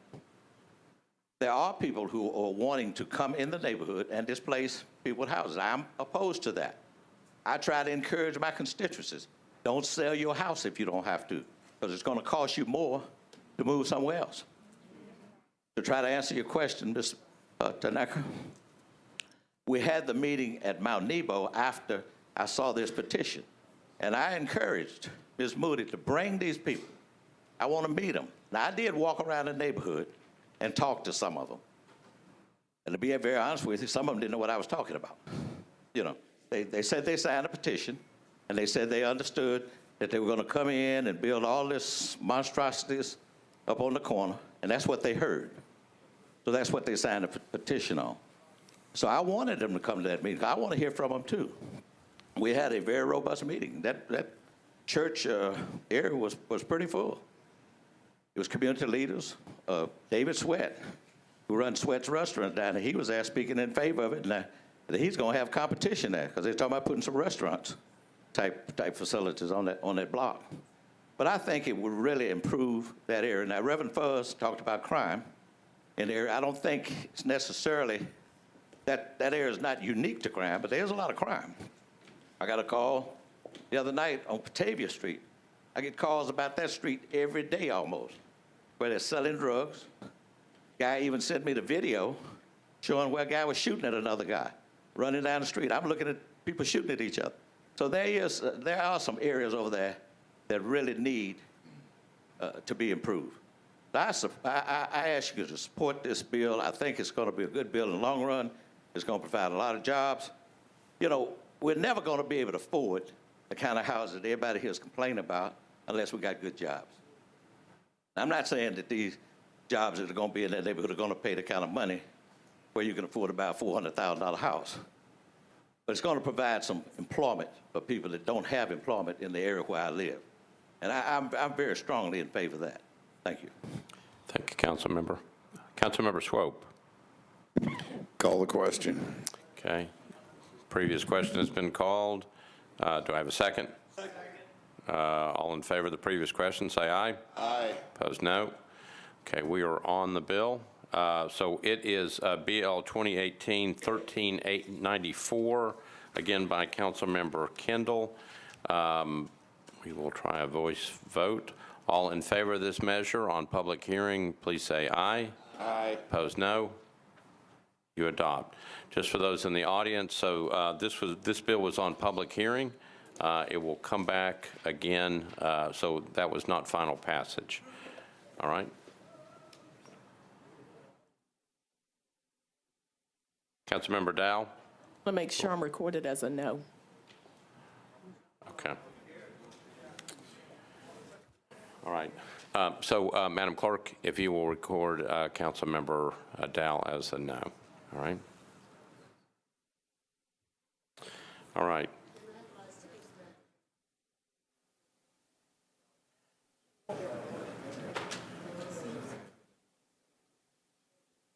Do you want to go back? Should we go back and vote now that we've been there? So just leave it alone? And now I've got a request for an abstention. Okay. Councilmember Hurt, going to be recorded as abstaining. Okay, thank you. All right. All right. BL 2018-1395 by Councilmember Sledge. I just had a point of order. I think according to Rule 38 in our new rules, we have to go on the board if we have an abstention or negative vote on second reading. All right, so the problem is we took the vote Took and the then vote, recorded that's it, it, yeah. and then people came in after the fact, and that's why we did it that way. That's fair enough. I just want to put, thank you. All right. I understand, Council Member Vercher? Thank you, Vice Mayor. Just for the constituents that came out, many of them may not be familiar with our process and what's actually going on here. So if you can just explain for the audience what we're doing and next steps. Sure. Thank you, Council Member. I tried to get part of that in there. So these bills were on public hearing. Right now, we're listening to bills on public hearing. That is not a final passage of the bill. So this bill was passed on public hearing. It will now go further on the calendar. It should be on the calendar at the next meeting. So the bill is not finally passed. It is actually just passed tonight, but it will stay on the calendar. It has to go through 3 readings. So it will be back on the calendar at the next meeting. It should be on 3rd consideration. So it'll be on 3rd consideration. So again, you are welcome to come back, but the bill has not been finally passed. It only passed through public hearing tonight. Okay. Thank you, Councilmember Vercher. Okay, so we are on BL 2018-1395 by Councilmember Kendall. Approved by the Planning Commission 7-0 on 8/23/2018. Ordinance to amend Title 17 of the Metropolitan Code of Laws by changing from RS5 to R6A zoning on property located at 716 27th Avenue North, approximately 350 feet south of Booker Street, 0.21 acres. Councilmember Kendall. Is this 1395? This is 1395. Okay, I do want to defer this one. Prior to the public hearing? Yeah. Okay. So there is a motion to defer on this one to when? Well, I was going to say the first meeting in January, but we got that other one. So I want to defer the public hearing, is what I'm saying. Right. Do you want to do it in the first meeting in January, or? Well, no, that's when we got the one I deferred earlier. So do you want for the first meeting in February? Yeah, let's do that. Okay. So this measure is deferred to the first meeting in February. That's the motion. Properly seconded. Any discussion on this? Seeing none, all those in favor of the motion to defer to the first meeting in February, please say aye. Opposed, no. You adopt the motion. All right, we are now on BL 2018-1396 by Councilmember Haywood, approved with conditions, disapproved without, by the Planning Commission 8-0 on 9/13/2018. Ordinance to amend Title 17 of the Metropolitan Code of Laws by changing from R15 to SP zoning on property located at West Cap Road, unnumbered, approximately 1,075 feet northwest of Hickory Hills Boulevard, 4.23 acres to permit up to 50,000 square feet of self-service storage. Councilmember Haywood. I'd like to call for the opening of the public hearing. So I declare the public hearing open. Anybody here in favor of the measure, if you would, please raise your hand. Seeing none. Anybody opposed to the measure, please indicate by raising your hand. I see no one. I declare the public hearing closed. Councilmember Haywood. I'd like to take this opportunity to move for it to be approved. All right, so I have a motion to approve, properly seconded. Any discussion on this measure?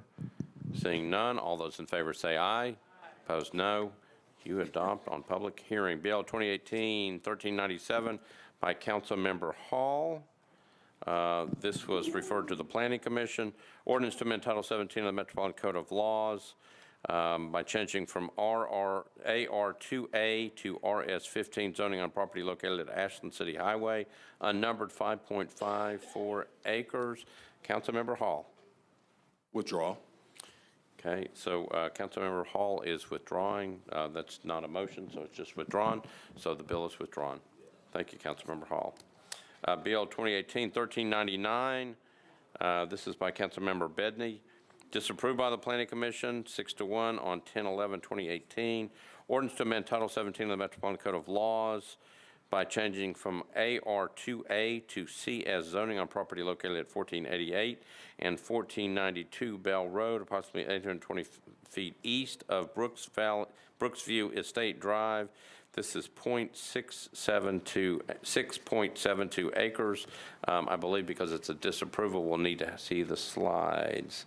So I'm going to the planning table. You're on. This is a request to rezone property from AR2A to CS. Planning Commission recommendation was to disapprove. The property is located south of Bell Road. The current zoning is AR2A, which is agricultural residential and requires a minimum of 2-acre lot size. The proposed zoning is CS, commercial service. The land use policy for the property is T3 suburban neighborhood evolving with a bit of conservation located in the central portion of the site. T3 suburban neighborhood evolving is a residential policy. It does not support a zoning to CS, which would permit commercial uses that are inconsistent with the land use policy. Therefore, the Planning Commission recommended disapproval. All right, thank you. Councilmember Bedney. I move to open the public hearing. Okay, so I declare the public hearing open. Those in favor of this measure, please indicate by raising your hand.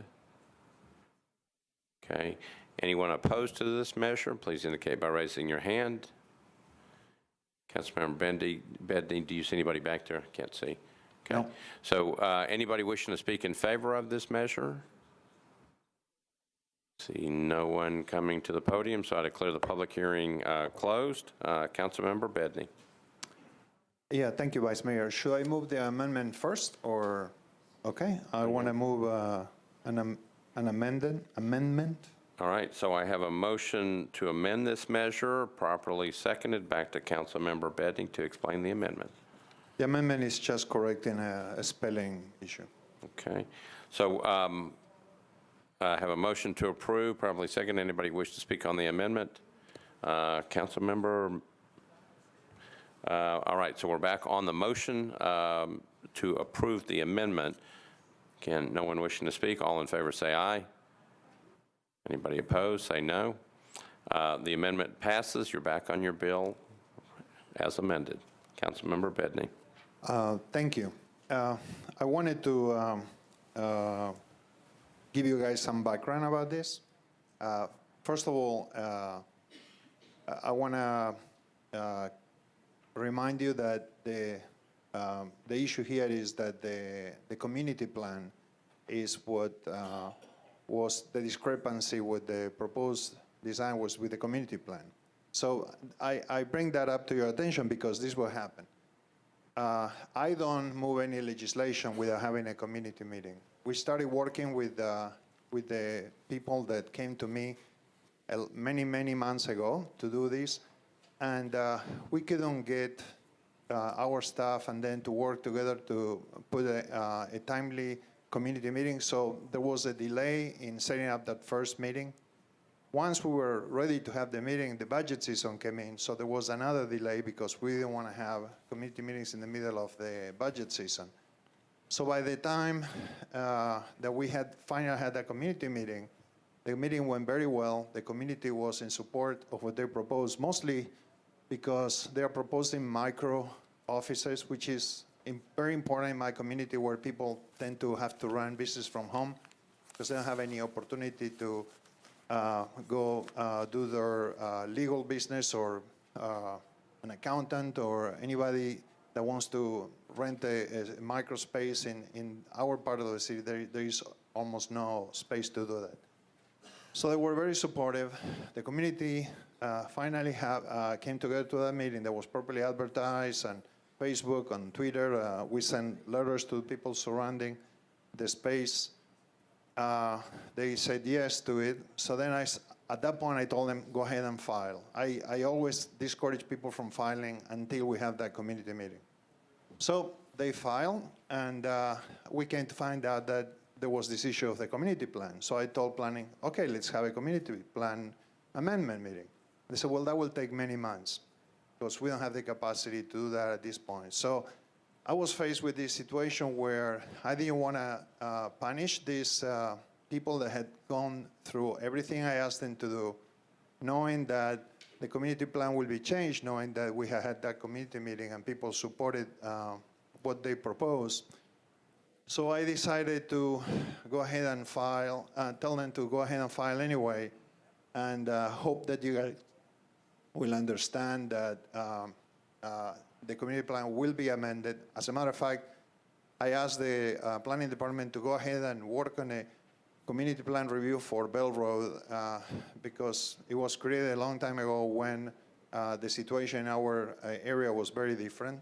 Now people want to have a walkable community. They want to be able to go walk to a coffee shop, to a business opportunity, a small business along that area. And the way the community plan is now, it won't permit it. So all that to say, I'm asking you to make an exception with me and support this rezoning, even if it conflicts with the community plan, knowing that when we finally go through the community plan process, it'll probably endorse what you guys are voting on right now. So I'm asking you for your support. Thank you. All right, council member, so you're making a motion to approve your bill as amended? Yes, sir. Okay, just to get in front of us, motion to approve as amended. It's been properly seconded. Discussion, council member Mendez. Thanks, and just very briefly, I mean, this, I hear what Councilman Bedney is saying and definitely respect his understanding of the community, but this piece of property appears to be like fully surrounded by agricultural land. And so I'm going to be interested in hearing about that community plan because it seems very out of place with the plan as well as the surrounding land. And so I'll be looking for that when it comes up for third reading before the planning committee. All right, thank you, council member. Council member Scott Davis. I rise in support.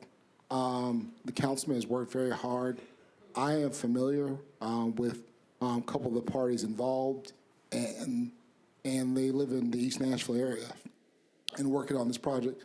So I know they've been working on this for a long time, and I know he's been working very hard. So I encourage everybody to stand and support him on this. All right, thank you, council member.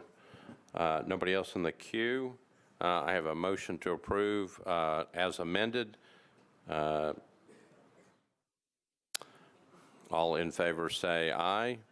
Opposed, no. You adopt on public hearing. Okay, we're on BL 2018-1400. This is by Councilmember Kendall. Approved by the Planning Commission 7-0 on 8/24/2018. Ordinance to amend Title 17 of the Metropolitan Code of Laws by changing from RS5 to R6A zoning on property located at 712 26th Avenue North, approximately 495 feet south of Booker Street, 0.18 acres. Councilmember Kendall. Thank you, Vice Mayor. This is one I want to defer to the first meeting in February as well. Okay. So I have a motion to defer to the first meeting in February. Properly seconded. Any discussion on this? Seeing none, all those in favor of the motion to defer, please say aye. Opposed, no. You adopt. So this measure is deferred to the first meeting in February. BL 2018-1401, Councilmember O'Connell. Approved by the Planning Commission 7-0 on 10/11/2018. Ordinance to amend Title 17 of the Metropolitan Code of Laws by changing from RM20 to MULA zoning for properties located at 1501 Herman Street and Herman Street unnumbered between 14th Avenue North and 16th Avenue North, 2.68 acres. Councilmember O'Connell. Thank you, Mr. Vice Mayor. I'd like to open the public hearing, please. Okay, I declare the public hearing open. Those in favor of this measure, please indicate by raising your hands. Thank you. Anybody opposed to this measure, please indicate by raising your hands. Seeing none, would those in favor wish to speak? Then I declare the public hearing closed. Councilmember O'Connell. Thank you, Mr. Vice Mayor. I'd like to move approval, please. Okay, I have a motion to approve, properly seconded. Any discussion? Seeing none, all those in favor, please indicate by saying aye. Opposed, no. You pass this measure on public hearing. Thank you. BL 2018-1402, Councilmember Kendall. Approved with conditions, disapprove without by the Planning Commission 7-0 on 8/23/2018. This is an ordinance to amend Title 17 of the Metropolitan Code of Laws by changing from CN to SP zoning on property located at 927 and 929 40th Avenue North at the southwest corner of Albion Street and 40th Avenue North, 0.46 acres, 6 multifamily residential units, 5,000 square feet of retail uses, and 1,400 square feet of office uses. Councilmember Kendall. Yes, thank you, Vice Mayor. This is one that the developer has not done due diligence on, so I'm going to move to defer this one to the first meeting as well. Okay, so the first meeting in? February. First meeting in February. I have a motion to defer to the first meeting in February. It's been properly seconded. Any discussion? Seeing none, we're on a deferral motion to the first meeting in February. All in favor say aye. Opposed, no. You adopt the motion to defer. Thank you, Councilmember Kendall. We are now on BL 2018-1403. This is by Councilmember Syracuse. This has also been referred to the Planning Commission. Ordinance to amend Section 17.28 of Title 17 of the Metropolitan Code of Laws relative to underground utilities. Councilmember Syracuse. Thank you, Vice Mayor. This has not gone to the Planning Commission yet, so I need to defer one meeting. Thank you. Okay, so you're going to defer to the first meeting in January? Yes. First meeting in January. I got a proper second. Any discussion on that? We're going to defer a motion to the first meeting in January. All in favor say aye. Opposed, no. You adopt the deferral motion, first meeting in January. Got it. Okay, so that takes us to the consent agenda, resolutions. I'm going to read the resolutions on the consent agenda. If there's any indications of anything that needs to be bumped, if you will let me know. So again, I'm going to read you the resolution numbers. These measures are on the consent agenda. Resolution RS 2018-1497. Resolution RS 2018-1498. Resolution RS 2018-1499, 1500, 1501, 1502, 1503, 1505, 1506, 1510, 1511, 1512, 1513, and 1514. Those are the resolutions on the consent agenda. Does anything need to be bumped? Seeing none, I'm going to read the captions, and then we'll go to committee reports. So I've got Resolution 2018-1497 by Councilmember Virtue, resolution accepting grant from the Tennessee Department of Mental Health and Substance Abuse Services to the Metropolitan Government of Nashville and Davidson County through the Davidson County General Sessions Court to provide collection of recipient data through the Tennessee Certified Recovery Court Program to assist the state in meeting federal reporting requirements. 2018-1498, this is by Council Members Virtue and Freeman. Resolution accepting a grant from the Tennessee Administrative Office of the Court to the Metropolitan Government of Nashville and Davidson County, again acting by and through the Davidson County General Sessions Music City Community Court Division 8 to implement a community court to combine the power of the community and the justice system to address local public safety concerns. Resolution RS 2018-1499, Council Members Virtue and Freeman. Resolution accepting a grant from Tennessee Emergency Management Agency to the Metropolitan Government of Nashville and Davidson County, acting by and through the Office of Emergency Management to subsidize the emergency management program. Resolution RS 2018-1500, sponsors Virtue and Gilmore, resolution approving an intergovernmental agreement by and between the State of Tennessee, Department of Health, and the Metropolitan Government of Nashville and Davidson County, acting by and through the Metropolitan Board of Health, to provide child fatality review services in the sudden death of the young in children under age 19, investigated by the Medical Examiner's Office. Resolution RS 2018-1501, resolution accepting a grant from the Dorothy Kate and Thomas F. Friss Foundation to the Metropolitan Government of Nashville and Davidson County for the use and benefit of the Metropolitan Nashville Social Services Commission, Metro Homeless Impact Division to benefit the House Nashville program. Resolution RS 2018-1502, Councilmember Virtue is the sponsor. Resolution authorizing the Metropolitan Department of Law to compromise and settle the personal injury claim of Donna Farmer against the Metropolitan Government of Nashville and Davidson County in the amount of $15,000. That said amount to be paid out of the Self-Insured Liability Fund. Resolution RS 2018-1503, Councilmember O'Connell. Resolution authorizing the Metropolitan Government of Nashville and Davidson County to enter into an agreement with the City of Laverne, Tennessee for easement acquisition assistance within Rutherford County for the Hurricane Creek Pipe Improvement Project. Resolution RS 2018-1505, Sponsors O'Connell and Bedney. Resolution authorizing C222 LLC doing business as the Green Pheasant to construct and install an aerial encroachment at 215 First Avenue South. Resolution RS 2018-1506, sponsors O'Connell and Bedney. Resolution authorizing Wild Horse Saloon Entertainment Ventures, LLC, FKA Real Entertainment Ventures, Inc., to construct and install an aerial encroachment at 122nd Avenue North. Resolution 2018-1510, sponsors are Murphy, Johnson, Henderson, Hurd, Blaylock, Weiner, Dow, Allen, and Roberts. This is a resolution recognizing Representative Beth Harwell for her 30 years of public service in the Tennessee General Assembly. Resolution RS 2018-1511 by Councilmember Allen. Resolution recognizing Dr. Bill Paul for his service to Nashville and Davidson County as the Director of Health. Resolution RS 2018-1512. Sponsors are Freeman and Vercher. Resolution proclaiming December as Veteran Suicide Awareness Month in Nashville and Davidson County. Resolution RS 2018-1513. Sponsors Weiner, Syracuse, and a host of others. A resolution recognizing and welcoming delegates from Nashville, sister city of Taiwan, China. I mean, I said that wrong. Taiyuan, China. I'll go back to Councilmember Weiner and make sure I've got that one right. Resolution RS 2018-1514, sponsors Johnson, Murphy, Van Rees, and Roberts. Resolution aimed at increasing awareness about cancer in women. All right, so those are the measures on the consent agenda. Now we need committee reports. I'm going to Councilmember Vercher, Budget and Finance. Thank you, Vice Mayor. On Budget and Finance on RS 2018-1497, recommended approval, 10-4-0 against.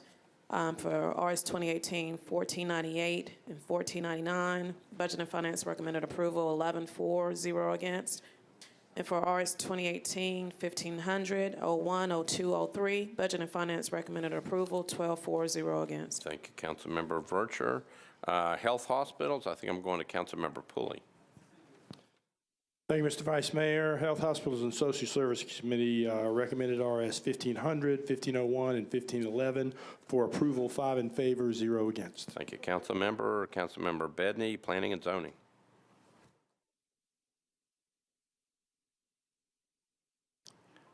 Councilmember Bedney, I did call you.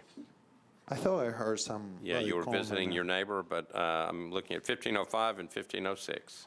1505 and 1506 were recommended for approval, 10-4-0 against. Thank you. Public Safety, Councilmember Freeman. Thank you, Vice Mayor. Public Safety, looking at RS 2018-1498 and 1499, 5 in favor, 0 against on both. All right, thank you. Councilman O'Connell, Public Works.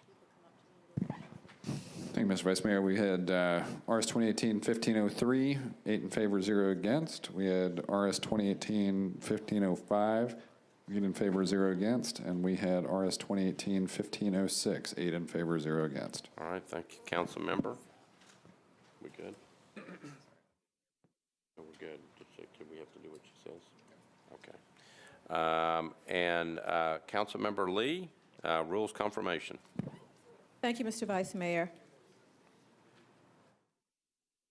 You've got 1510, 12, yes, 13, and 14. We've got Resolution 1510, Resolution 1512, Resolution 1513, Resolution 1514.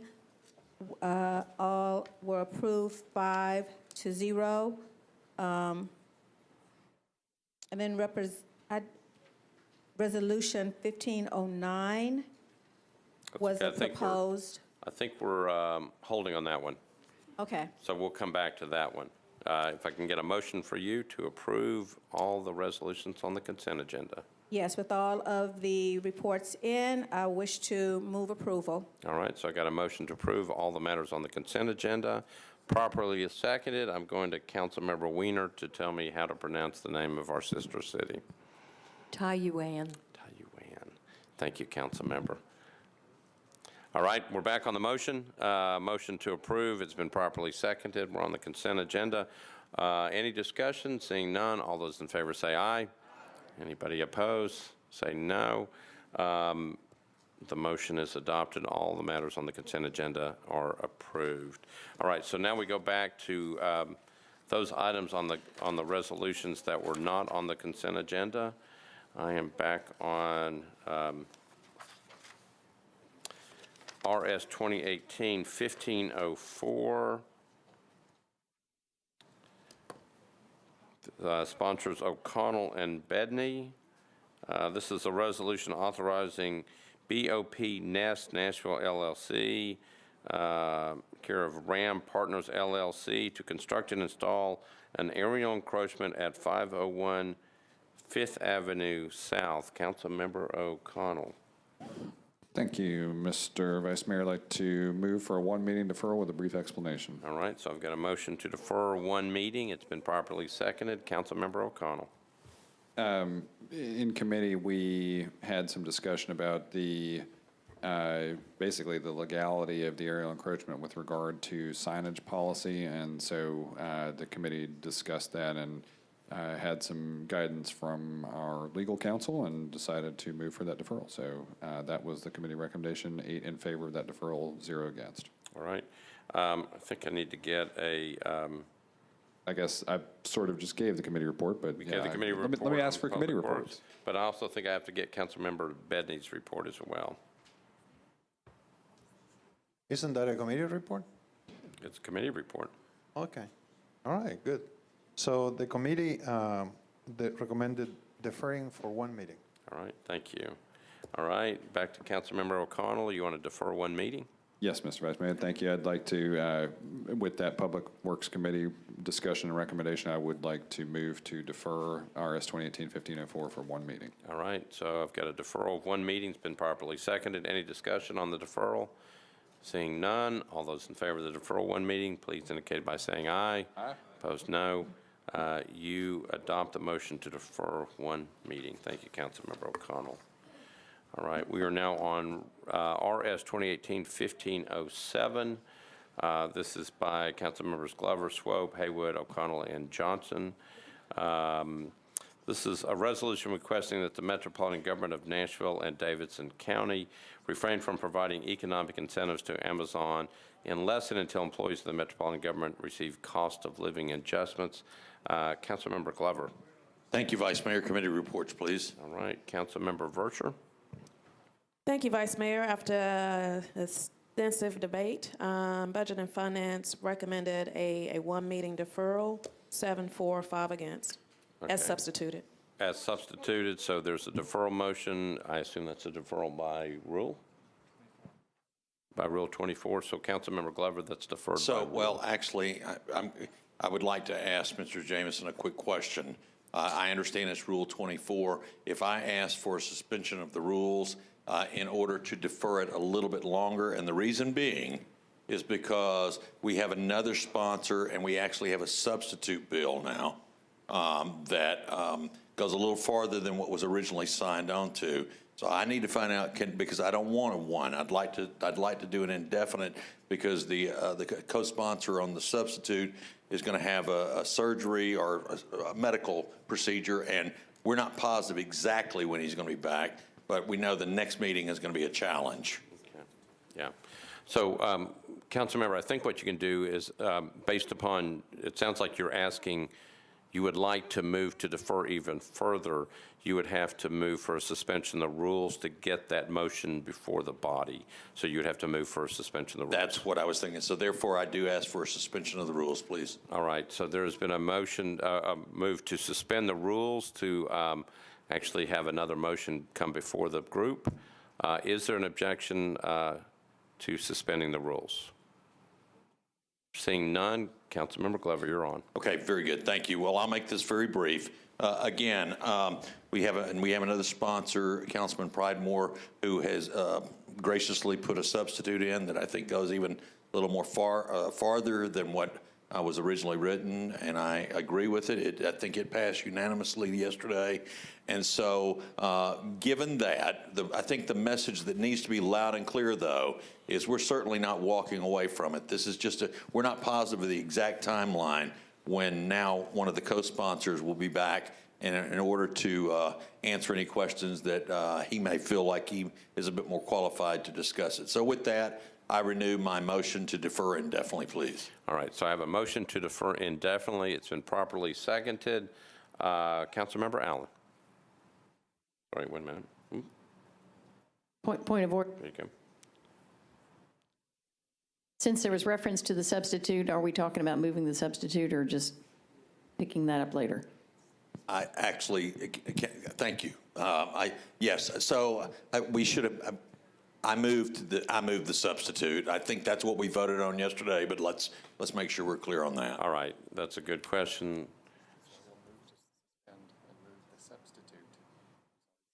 Okay, so you've got we've moved to suspend the rules.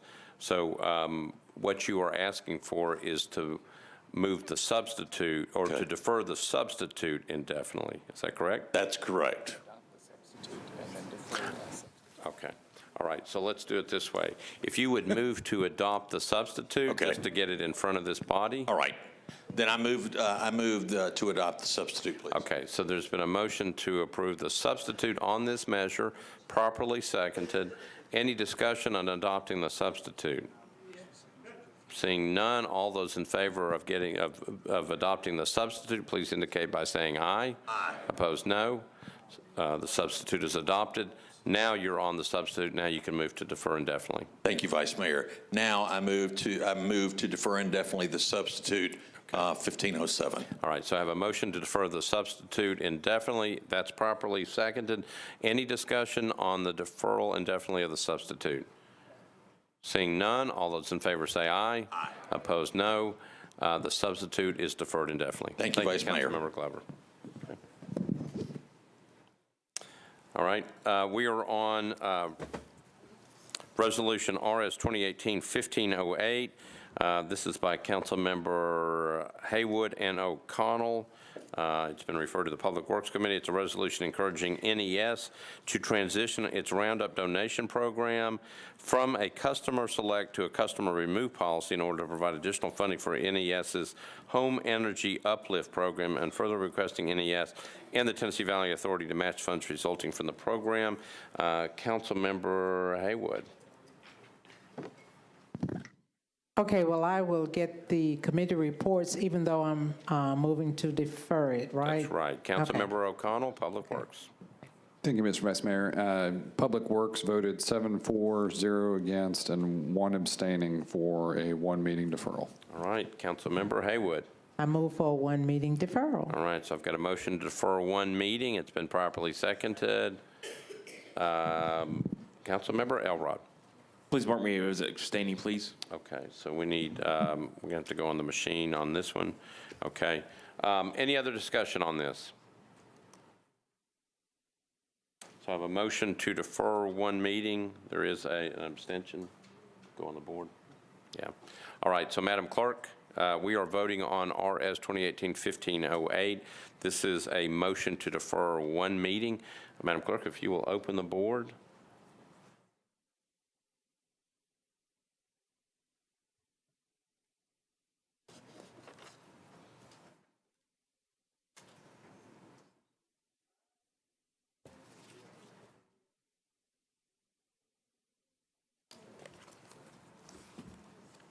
Everybody cast their vote? We got it? Okay, Madam Clerk, if you will close the machines and tally the vote.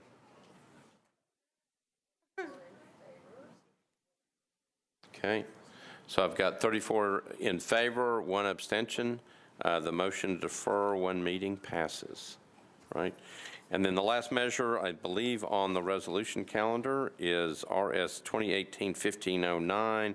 Councilmember Rosenberg is the sponsor. Resolution calling upon the Davidson County Election Commission to ensure that the voting machines it purchases in the future provides a voter verifiable paper audit trail, and that such functionality is implemented. Councilmember Rosenberg.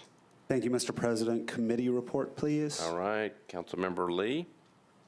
The Rules Committee voted 7 for, 0 against. The substitution.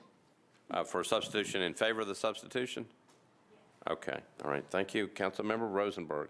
Thank you, Mr. President. First, I'd like to move the substitute, please. Okay, I have a motion to move the substitute, properly seconded. Councilmember Rosenberg, do you want to explain the substitute? Thank you, Mr. President. Yes, so as substituted, the Davidson County Election Commission will be replacing our aging voting machines in the near future. They're, I think, about 14 years old, give or take a couple years, and it's time to move on. The machines that they are planning to buy and will be implementing for the election in August 2019 will be including a voter verifiable paper audit trail. So as substituted, instead of asking them to do so, it's supporting the fact that they plan to do that and pledging our support for implementation of it. All right, thank you. Councilmember O'Connell. Thank you, Mr. Vice Mayor. Members might recall years ago the Tennessee Voter Confidence Act that actually sought to do this statewide, and I just wanted to rise in support of Councilman Rosenberg's first support of this initiative and now acknowledgement of and kind of encouragement of the Davidson County Election Commission. I would like to offer my own personal thanks to the Election Commission for finally getting this right for voters in Nashville so that we can actually have confidence in the integrity of our own elections. Thank you. All right, thank you, Councilmember. I've got Councilmember Elrod. Thank you, Mr. President. For either Councilman Rosenberg or others, will these be available to have instant runoff elections, instant runoff voting elections? Councilmember Rosenberg, do you want to answer that? Thank you, Mr. President. I sure hope so. I think that was a definitive answer, Councilmember Elrod. All right, so we are on a motion to substitute on this resolution, so we won't be voting yet on the resolution. We are on a motion to approve the substitute. Any other discussion? Motion, and it's been properly seconded. All in favor of the substitute on the resolution indicate by saying aye. Opposed, no. You adopt the substitute, and now you're on your resolution as substituted. Thank you, Mr. President. So the machines, as I understand it, what will happen, and these are apparently very user-friendly machines, is that you will go to the machine, enter your candidates of choice or your votes of choice. It will print out a slip of paper with your responses on it that you'll then feed into the machine that does the counting. So rather than your vote being final, as soon as you hit that green button and not being able to go back and ask questions, it will not only provide this audit trail in case there's a malfunction or something more nefarious going on, but it will offer the voter greater review of his or her vote in advance. With that, I move approval. All right, so it's been, Councilmember Rosenberg has moved approval of the resolution as substitute. It's been properly seconded. Any other discussion on this? Seeing none, all those in favor say aye. Opposed, no. You adopt the resolution as substituted. Thank you, Councilmember Rosenberg. All right, so that brings us to the end of the calendar in terms of resolutions. We do have one late filed resolution. This is Councilmember Murphy. I'm going to recognize you for a late filed resolution. Thank you. I believe I need to suspend the rules before the committee report. All right, so you have a late filed resolution. It is honoring the life of former Mayor Dick Fulton. It's a measure Councilmember Murphy needs to suspend the rules to get it before this body. Any objection to the suspension of the rules on this measure? Seeing none, Councilmember Murphy, you're on your resolution.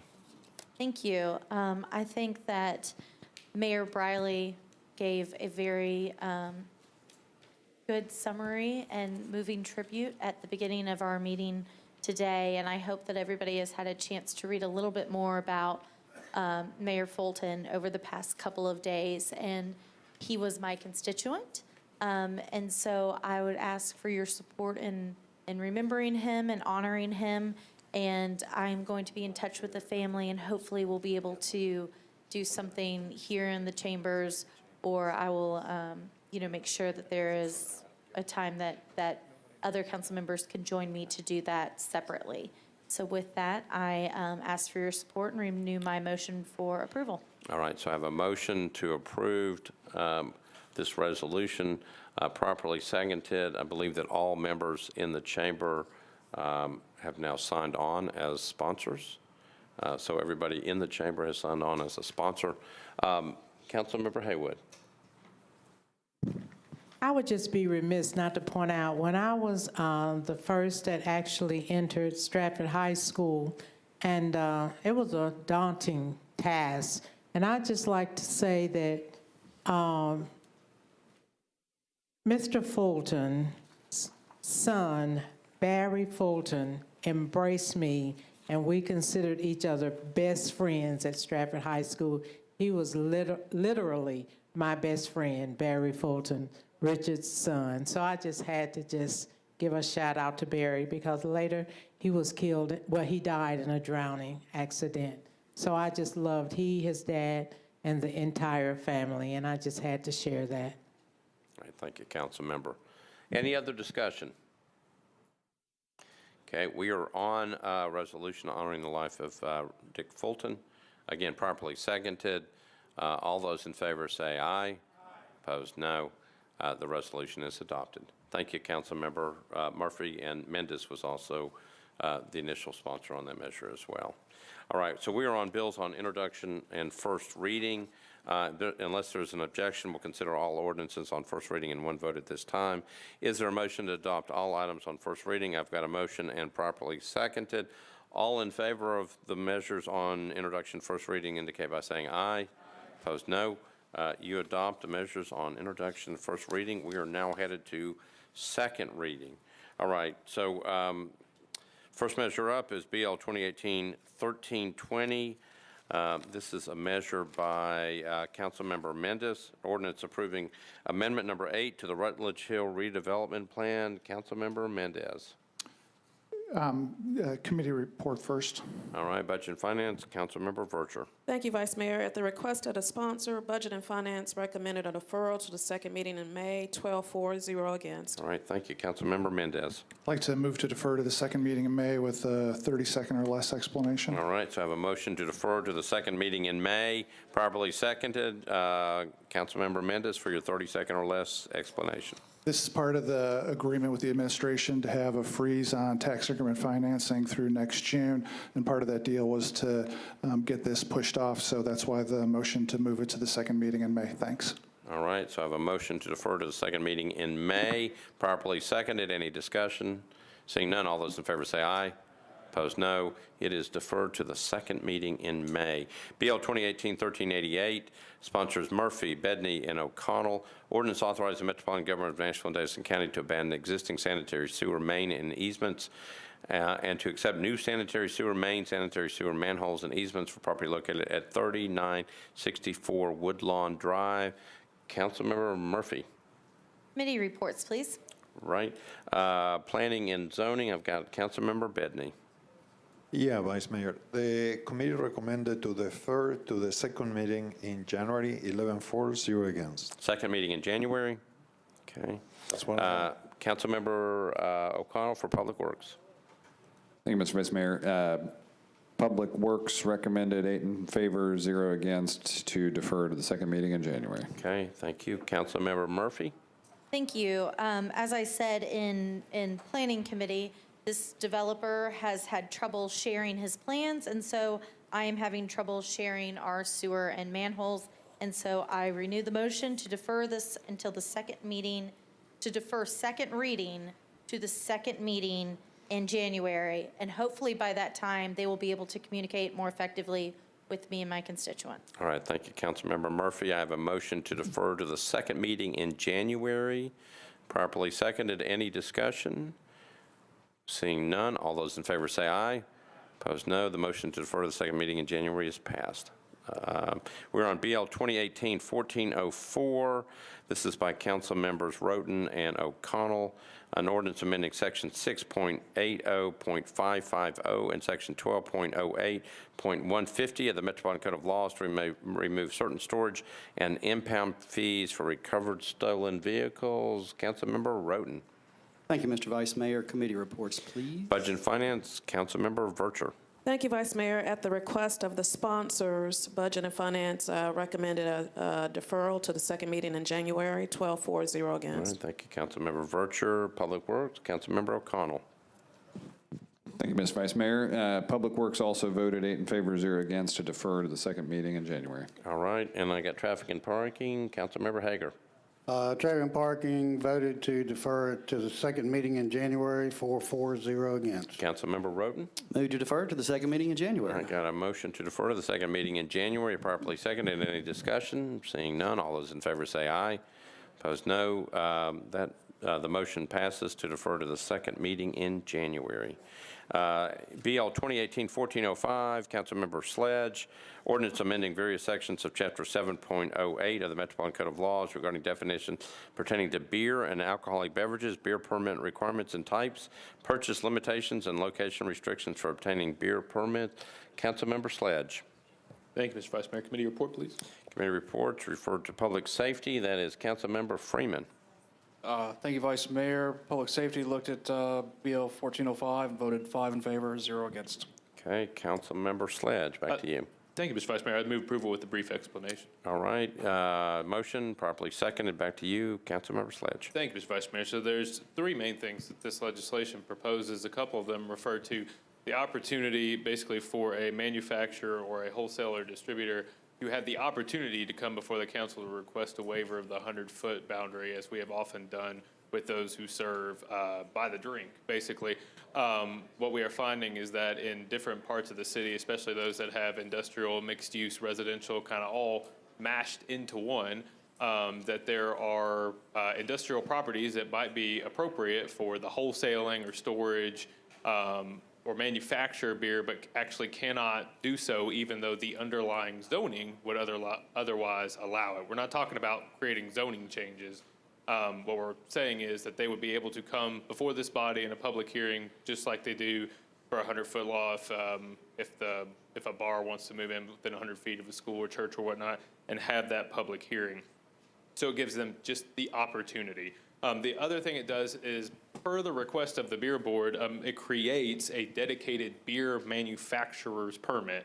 So right now what's occurring is if you are a beer manufacturer, you are going to get a permit for a wholesale beer permit. That was never what that permit was intended to be, but as the manufacturer of beer has grown in the city over the last decade, it made more sense to the beer board and to all those who are issuing these permits to create a separate permit. It doesn't create an additional permit, it just creates a separate permit for a manufacturer, a beer manufacturer, so they are not going and getting a wholesale beer permit when they may never and likely are not going to be wholesaling beer. So I know it's a little complicated. I will give a real world example that would have happened in the district I represent. On Houston Street, recently a brewer moved the pretty significant expansion of their operations into a very large industrial building previously used for outdoor lighting. So it was a building that was a warehouse, essentially. Not 100 feet from that facility was a church building. The only reason they did not have problems with coming in there is because that church building had sold previously and was being used for a different use than a church. Had that church still been operating, that operator who has been growing jobs and manufacturing within the city would not have even had the option to consider a warehouse that otherwise would and now is fully meeting their needs. So with that somewhat convoluted explanation, I would move approval. Thank you.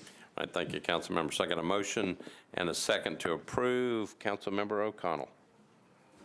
Thank you, Mr. Vice Mayor. I didn't hear this in the committee report, and I just wondered if the committee made any determination as to whether the sponsor actually likes beer.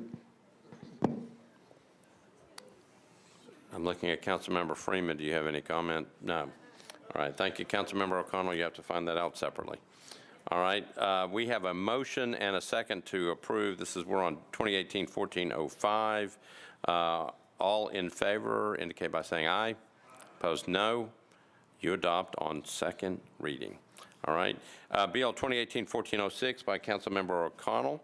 Refer to the Public Works Committee. This is an ordinance amending Metropolitan Code Section 10.20.110, container requirements to remove the requirements that garbage containers must not be visible from a public street. Councilmember O'Connell. Thank you, Mr. Vice Mayor. I believe I need to give myself a committee report. That's correct. What is your committee report? We voted, after a brief explanation from Public Works on this, to defer one meeting to allow the space for potential amendments after that explanation. So the committee voted 8 in favor, 0 against for a one-meeting deferral. And you would move that deferral? I would, in fact, move that one-meeting deferral with a brief explanation. All right, so I've got a motion to defer one meeting, properly seconded. Councilmember O'Connell. Thank you, Mr. Vice Mayor. On this one, I had some questions about this after filing. It is an administration bill. Public Works, I think, had been getting requests from around the county, and obviously, this is one of those things where we learned how many different scenarios there are citywide, from downtown to urban neighborhoods to suburban neighborhoods, and the different alley access points and those places that do not have alleys in terms of where garbage containers may be kept. So I think Public Works is setting out to offer some Davidson County residents a little more flexibility, and we're just trying to be careful that we don't do something that makes an otherwise smoothly running process, create unsightly side effects or, have other issues that might come up. So I think some of my colleagues on the committee were interested in exploring this further, and we will give them at least a couple weeks to do so. Thank you. All right. Thank you, Councilmember. I've got a motion to defer this one meeting. It has been properly seconded. Any discussion? Seeing none, we're on a deferral motion. All in favor say aye. Aye. Opposed, no. The deferral motion passes one meeting. BL 2018-1407, Councilmember O'Connell's the sponsor. Ordinance amending Section 15.64.170B to clarify that all construction within the floodway must be consistent with requirements of the Stormwater Management Manual. Councilmember O'Connell, it's yours. Thank you, Mr. Vice Mayor. I'd like to demand that the Public Works Committee issue a report on this bill, please. All right, I am demanding that Councilmember O'Connell give a Public Works Committee report. Thank you, Mr. Vice Mayor. We, in the Public Works Committee, voted 8 in favor, 0 against to defer this for 3 meetings. All right, that is some demand. All right, so Councilmember O'Connell, back to you. What would you like to do with your bill? Thank you, Mr. Vice Mayor. I'd like to move to defer 3 meetings with a brief explanation. All right, so I've got a motion to defer 3 meetings. It's been properly seconded. Councilmember O'Connell. Thank you, Mr. Vice Mayor. As you can see from the caption, this bill has a common sense intent, although I was advised by both codes and stormwater, by Metro Water rather, today that I think we got maybe a little bit ahead of ourselves in terms of the filing schedule. So I think they wanted to allow for some additional review and departmental discussion before we actually carried this through the legislative process entirely. So I am comfortable doing that, advised by the department, since it is a bill that came from an administrative basis. All right. Thank you, Councilmember. So I've got a motion to defer 3 meetings. Again, properly seconded. Any discussion on the deferral motion? So we're voting on a deferral motion for 3 meetings. All in favor say aye. Opposed, no. That motion passes. That bill is deferred 3 meetings. So we are now on BL 2018-1408. Sponsors are Vircher and Syracuse. Ordinance approving and authorizing the Director of the Department of Parks and Recreation to execute a license agreement with Global Music Rights relating to the use of musical compositions in the Global Music Rights repertory at the Metropolitan Government facilities. Councilmember Vircher, that's your bill. Thank you, Vice Mayor. Budget and Finance recommended approval, 12-4, 0 against, and I need a committee report. All right, Councilmember Syracuse, Parks. Thank you, Vice Mayor. Parks, Library, and Arts considered 2018-1408 and voted 7 in 4, 0 against to approve. All right, thank you, Councilmember Vircher. Now move for approval. Move for approval, properly seconded. Councilmember Van Rees. Yes, I just wanted to point out I was unable to attend the meeting, but having spent 20 years in performing rights work, I wanted to make sure that it was on record and in full support of this and celebrate it along with my colleague, Mr. Syracuse. All right, thank you, Councilmember. So I have a motion to approve. It's been properly seconded. Any other discussion on this? Seeing none, all those in favor say aye. Opposed, no. Bill passes on second reading. Bill 2018-1409. This is by Councilmembers O'Connell and Bedney. An ordinance authorizing Oliver McMillan Spectrum Emery LLC to install, construct, and maintain aerial and underground encroachments in the right-of-way located at 601 Commerce Street. Councilmember O'Connell for an aerial encroachment. Oh, and an underground encroachment as well. Thank you, Mr. Vice Mayor. Reluctantly, I will request committee reports. All right, Councilmember Bedney, Planning and Zoning. I don't know what you mean by reluctantly. The committee recommended approval, 10-4, against. All right, back to you, Councilmember O'Connell. Thank you, Mr. Vice Mayor. The Public Works Committee recommended 8 in favor, 0 against for approval, and I would like to move approval with a brief explanation. All right, I've got a motion to approve, properly seconded. Back to Councilmember O'Connell. One of the comments from Councilmember Henderson in committee was that regarding this specific development, we had had some previous council interest, and though this was ultimately approved, in fact, on consent by the committee, she made a good point, and my intent is to use some of the committee time we have available to invite both the project team back as well as to have some Public Works staff commentary on this, so be looking out for that in a forthcoming Public Works Committee meeting. All right, so your motion is to approve. Like to move to approve per committee reports. All right, so I've got a motion to approve. It has been properly seconded. Any discussion on this? Seeing none, all those in favor say aye. Opposed, no. You adopt. We're on BL 2018-1410, Councilmember Kendall, Bedney, and O'Connell. Ordinance authorizing 204 Ackland LLC to install, construct, and maintain underground encroachments in the right-of-way located at 204 Ackland Park Drive. Councilmember Kendall. Thank you, Vice Mayor. Committee reports, please. All right, I'm going to Planning and Zoning. Councilmember Bedney. The committee recommended approval, 10-4, against. All right, Councilmember O'Connell, Public Works. Thank you, Mr. Vice Mayor. Public Works voted 8 in favor, 0 against, although I will say, in a personal sense, I'm a little uncomfortable seeing any other members bring encroachments to the body, so I will say that the committee was in favor, though. All right, thank you, Councilmember O'Connell. You are on the bill. Councilmember Kendall. Move approval. Got a motion to approve, properly seconded. Any discussion? Seeing none, all those in favor say aye. Opposed, no. You pass the bill on second reading. BL 2018-1411. This is Councilmembers Kendall, Bedney, and once again, Councilmember O'Connell. An ordinance authorizing E3 Construction Services LLC to install, construct, and maintain underground encroachments in the right-of-way located at 613B 27th Avenue North. Councilmember Kendall. Committee reports, please. Right, Councilmember Bedney, Planning and Zoning. The committee recommended approval, 10-4, against. All right, Councilmember O'Connell. Thank you, Mr. Vice Mayor. Public Works Committee also voted 8 in favor, 0 against, and I would just advise Mr. Kendall as chair that if his lack of familiarity with encroachments gets the better of him, I'm happy to offer my personal guidance. That was awfully nice. Councilmember Kendall. Thank you very much. Thank you, Councilman O'Connell. I wish you would get up and down for me tonight, so. Councilmember Kendall, you want to move to approve this? Oh, let me move to approve. Okay, so I've got a motion to approve, probably seconded. Any further discussion? Seeing none, all those in favor say aye. Opposed, no. The motion on second reading is approved on BL 2018-1411.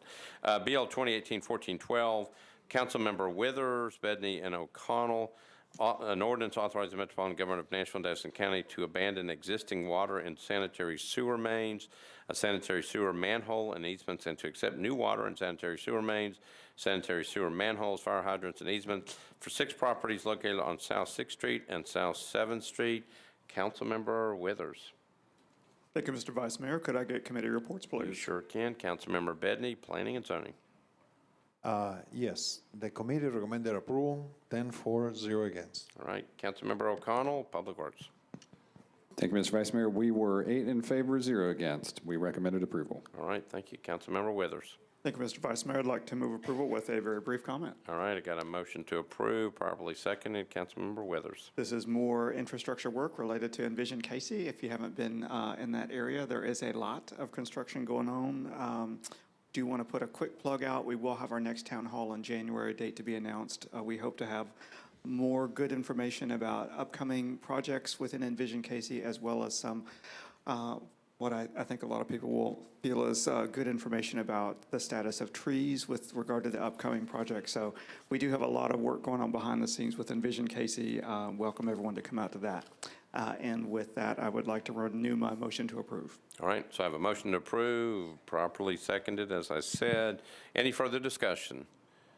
Seeing none, all those in favor say aye. Opposed, no. You adopt on second reading. We are now on bills on third reading, BL 2018-1283 as amended. Sponsors are Murphy, Henderson, and Johnson. Ordinance amending Chapter 5.04 of the Metropolitan Code to restrict the use of proceeds from the sale of real property owned by the Metropolitan Government of Nashville. Councilmember Murphy.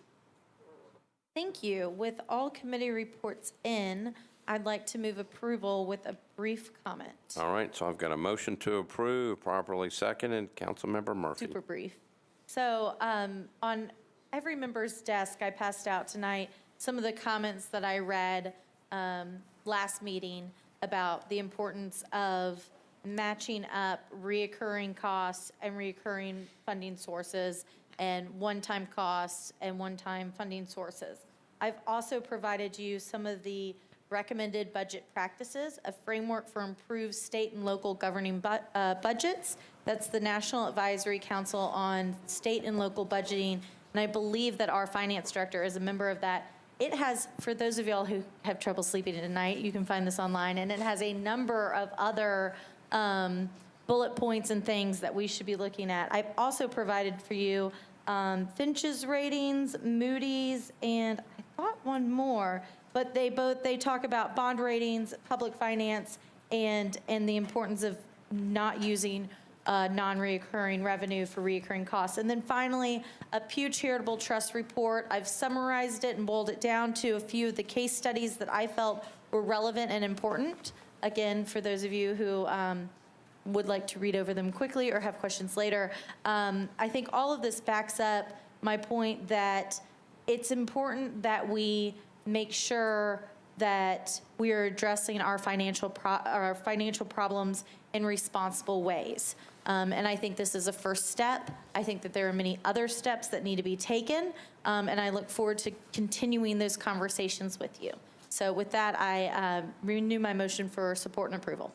All right, thank you, Councilmember Murphy. Councilmember Davis. Thank you, Vice Mayor. I just have a quick couple questions. Mr. Jameson, Finance Department, if you can answer them. You know, once Metro does not own a piece of property, once we sell it, donate it for affordable housing, or so forth, as soon as Metro or a nonprofit doesn't own it, that becomes taxable revenue. Is that correct? That's correct, but this would only apply to Metro-owned properties that are sold. Oh, yeah. So, hypothetically, if we had an old quarry or somewhere or something, and we gave it to a for-profit or sold to a for-profit, and they automatically would have to start paying property taxes either that year or the next year. Is that correct? That's correct. And as long as it's not in Metro's control, but it's in a private company or individual, they have to pay property taxes forever and ever, amen. Is that correct? That's correct. So wouldn't property taxes, isn't that a recurring resource that goes into the budget? It is. Okay, so if a piece of property was sold, so once again, that recurring tax revenue goes in the budget. And maybe not, and Councilor Murphy has a great point, maybe not if we sold it for $5 million, maybe we shouldn't count on that $5 million for budget. But if the property is in a great area, it may generate $200,000, maybe $300,000 in recurring revenue too. Is that, I mean, it's possible. I'm not the property assessor or Charlie Caldwell, so. No, that's correct, but the ordinance doesn't direct the proceeds of the property taxes on that property after the fact. Gotcha. It simply directs or restricts the use of the proceeds from the initial sale of that property. And it doesn't prohibit our use, it just stops their use for applications to recurring costs or operating expenses. It can continue to be applied to debt service, it can continue to be applied to the purchases of other properties. And there is an exemption for properties that are tax delinquent recoveries. Gotcha, okay. And now for the people back at home now, this does not take effect till July of 2019? Correct. Okay, so this doesn't take effect until July of 2019? Correct. All right, no problem, no issue. Thank you, Councilmember Davis. Councilmember O'Connell. Thank you, Mr. Vice Mayor. I will say, first of all, I appreciate the sponsors' work and effort here. But having been here over the past decade, as we have had not just a 500-year flood, but also a Great Recession, I really think putting restrictions on scenarios where we might need to do this as an emergency effort, right? Just from a standpoint of, I have seen scenarios in everything from business finance to personal finance where there is an urgent need to make maneuvers that would otherwise be inadvisable, but circumstances dictated. I know, from the standpoint of all of us having been here through this budget cycle, which was our most difficult since external traumatic financial events, and then also the flood, which I think I hope is a 500-year cycle. I still have a level of discomfort in terms of restricting our ability to have flexibility with managing the financial affairs of the city, and I'm unlikely to be able to support the bill. Thank you. All right, thank you, Councilmember. Councilmember Bedney. I'm in support of Council Lady Murphy's bill, and if there was an emergency at some point that we needed to do this, we can always pass legislation to revert this legislation if that was needed. So I think we can set the tone of what type of city we want to have and how we want to manage our finances. So I'm going to support her. Thank you. All right, thank you, Councilmember. Councilmember Henderson. Thank you, Vice Mayor. I rise in support of the bill. I did want to respond, I guess, a little bit to Councilman O'Connell's concerns about us constraining ourselves if we were to have, kind of an emergency or a crisis situation. But I think these constraints are appropriate because with them in place, then we plan accordingly through our budget, through our tax rate, to make sure we don't get ourselves into the position where we're having to sell public land, municipal assets, former schools, former parks. I think we all as a body have heard loudly from our constituents over the last year that they are very much opposed to this approach, and that as we continue to grow, I think we will in time be glad that we retained these assets for municipal use, whether through schools or parks or otherwise. So I hear what Councilman O'Connell's saying, but I think it's appropriate for us to legislate in some constraints so that we don't get ourselves in those emergencies, right? That we are forward-looking and we're being good stewards of our municipal assets. So I would encourage my colleagues to please support this bill and thank Council Lady Murphy for her work on it. All right, thank you, Councilmember. Councilmember O'Connell. Thank you, Mr. Vice Mayor. I think just in response to that, since I was named specifically, I would say my concern is actually for the unplanned events like a significant recession that happens on a sudden basis, other fiscal shocks. I'm in total agreement with the sponsors that this year's and frankly, over the past 2 years in terms of the fiscal cycles and the way they impacted our conversation from establishing a given tax rate, digesting what had happened with the assessment and appraisal challenges, and just the overall fiscal condition of the city, we did find ourselves, I think, in an area we would prefer to avoid being able, to avoid having to deal with things in this particular manner. But I think my concern is more, my suspicion is that between Metro Finance, the council office now having some increased fiscal capacity, and us now having lived together through that difficult moment, I think there is plenty of incentive without legislation to avoid repeating that mistake. I think my concern is more for the scenarios that we cannot anticipate through the traditional year-over-year operating budget cycle. Thank you. Thank you, Councilmember O'Connell. Councilmember Davis. Thank you, Vice Mayor. John Cooper. I may need you to put on your time traveling device real quickly. I think 5 years ago, when we voted for the selling of the old convention center downtown, did the down payment, the $5 million, it went to the Barnes Fund. It helped create the Barnes Fund. Is that correct? Yes. That's all. Thank you.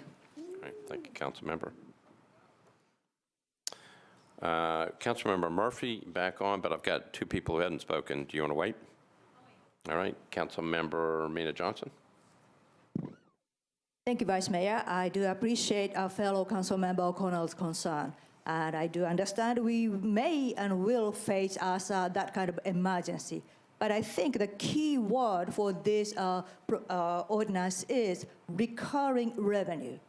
So hopefully, we don't have to sell our public properties to cover recurring revenue, operation cost. Because recurring operation cost, we should be able to forecast, and we should be able to live within the meanings. That's what budgets are for. So we don't have to sell each year by year for just kind of let go of our public properties. So for that, I think we have to use our proper planning, a proper budgeting process, so we can avoid selling off the public property. So for that reason, I encourage you to pass this, support this ordinance, and so we can better plan our future of the city without depending on selling off the public property. All right, thank you, Councilmember. Councilmember Mendez. So I've been pretty close to indifferent on this, because whether we pass it or not pass it, we're not really tying our hands. If we pass this and then we want to sell some piece of property in the future and use it for operating revenue, we just going to have Mr. Jameson right in the beginning of it, notwithstanding section 5.04.140, we're going to use it for operating. Right, Mr. Jameson? Yes, sir. So we're not really tying our hands. What we're really doing is setting what the default is. Are we going to have the default that we don't want to use it for operating funds and we have to have that notwithstanding language as an exception? Or do we want to leave the default where it is, where it can be used for operating funds, and we have to specifically restrict to not do that? So either way, we're not tying our hands. With the, at the edges, I'd rather set the policy that we not use it for operating funds. And so I think that we should pass this, and we run into a piece of property that needs to go into the general fund, we can, Mike Jameson with 4 words will get the job done for us. Thank you, Councilmember. Councilmember Cooper. Thank you, Mr. Vice Mayor. I just wanted to thank Council Lady Murphy and express my support for this, and just to briefly note that Governing Magazine, which really is a trade magazine for government, has a very great article called The 7 Deadly Sins of Public Finance, the 7 biggest mistakes any city government entity can make, and their #1 mistake is balancing a budget with a one-time fix, which is exactly what I think Council Lady Murphy is trying to address. So a comprehensive look at all cities, this is the #1 problem, and I'm grateful to the Council Lady for trying to address it. Thank you, Councilmember. Councilmember Scott Davis.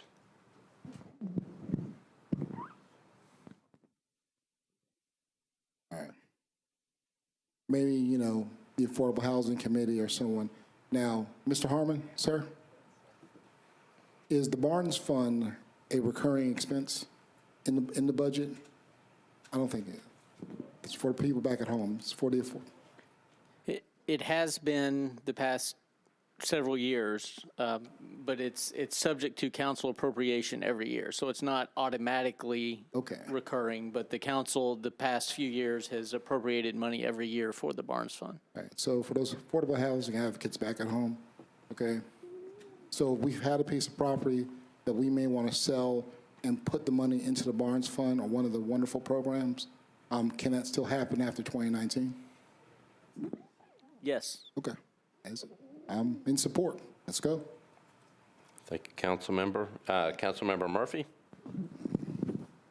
Thank you. I did want to clarify, since there are concerns, obviously, about the Barnes Fund, that this legislation will allow us to buy other property. So we sell something in, one district, and we need to purchase something in another district. That's still allowed. We sell property in one district and it goes to debt services, still allowed. I'm going to close with 2 of the bullet points on the sheet, and I'm sorry to just read to y'all from the sheet. I think that these are summarized well. Of course, I wrote them, but I found these as important pieces. First is that during periods of economic growth, states should emphasize directing this revenue towards savings or one-time spending. So that's talking about the non-reoccurring revenue. Should be emphasized directing it towards savings or one-time spending, such as supporting new capital projects, maintaining infrastructure, paying down liabilities, and issuing one-off tax refunds. And then the other point that I think is important before I close here is that this is under all 3 major credit rating agencies discussed in their methodology sections, the links between matching reoccurring revenue to reoccurring expenses and attaining a structural balance. In its framework for evaluating the financial health of states, Finch Ratings notes, concerns arise when operating expenditures consistently exceed operating revenues, as the use of non-reoccurring revenue is unsustainable and usually leads to the depletion of revenues and deeper financial imbalances. We are in a boom right now. The fact that we've had to sell property to balance our budget is something that should concern all of us, and I believe it does. So with that, I renew my motion and ask for your support. All right, thank you, Councilmember Murphy. Councilmember Swope. Call the question. Question's been called for, properly seconded. We're voting on the previous question. All in favor of the previous question, say aye. Aye. Opposed, no. You adopt. We're on the vote. I believe that we may have a negative vote, so we're going to go on the board. Madam Clerk, we are voting on BL 2018-1283 as amended. This is on 3rd reading. Madam Clerk, open the machines.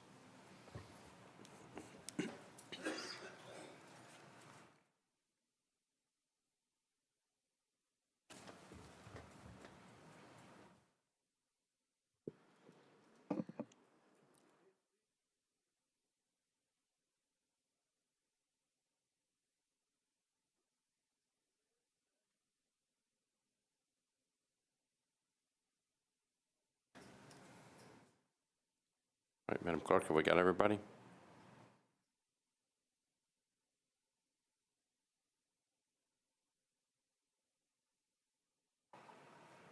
$34 in favor, none against, no abstentions. Right, 34 yes, 0 no, 4 not voting. The bill passes on 3rd reading.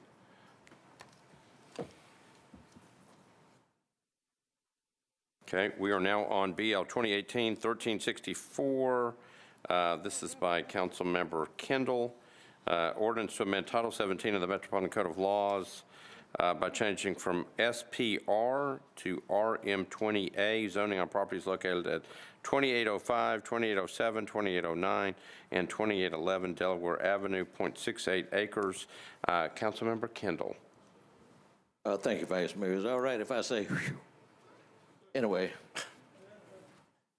committee reports, please. Councilmember Bedney, Planning and Zoning. Yeah, the committee recommended to defer for 1 meeting, 11-4-0 against. All right, Councilmember Kendall. Move to defer with just a brief explanation. All right, I got a motion to defer 1 meeting, properly seconded. Councilmember Kendall. Yeah, this is one where there was some concern raised about moving from SP to RM20 and the short-term rental, and I need to investigate that. All right, so I got a motion to defer one meeting. Again, it's been properly seconded. Any discussion on the deferral? You're voting on the deferral. All in favor say aye. Opposed, no. The motion passes. That bill is deferred one meeting. All right, we are now on BL 2018-1365. Councilmember Pulley, ordinance to amend Title 17 of the Metropolitan Code of Laws by changing from R10 to RS10 zoning for various properties located on General Hood Trail, Robin Road, and Winston Place, south of Woodmont Boulevard. That's 5.30 acres. Councilmember Pulley. Committee reports, please. All right, Councilmember Bedney, Planning and Zoning.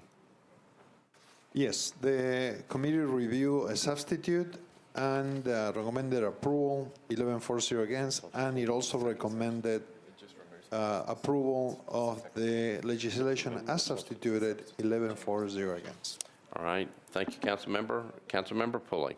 I would like to move the second substitute. All right, so I've got a motion to approve the second substitute, properly seconded. Councilmember Pulley, any explanation on the substitute? Just simply, it removes 3 parcels from the first substitute. All right, thank you, Councilmember.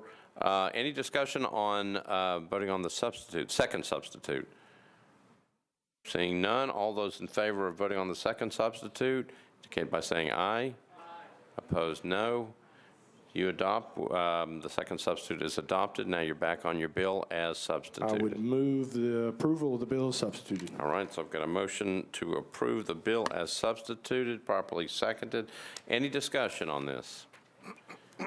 Seeing none, all those in favor of passage of this measure as substituted on third reading, say aye. Opposed, no.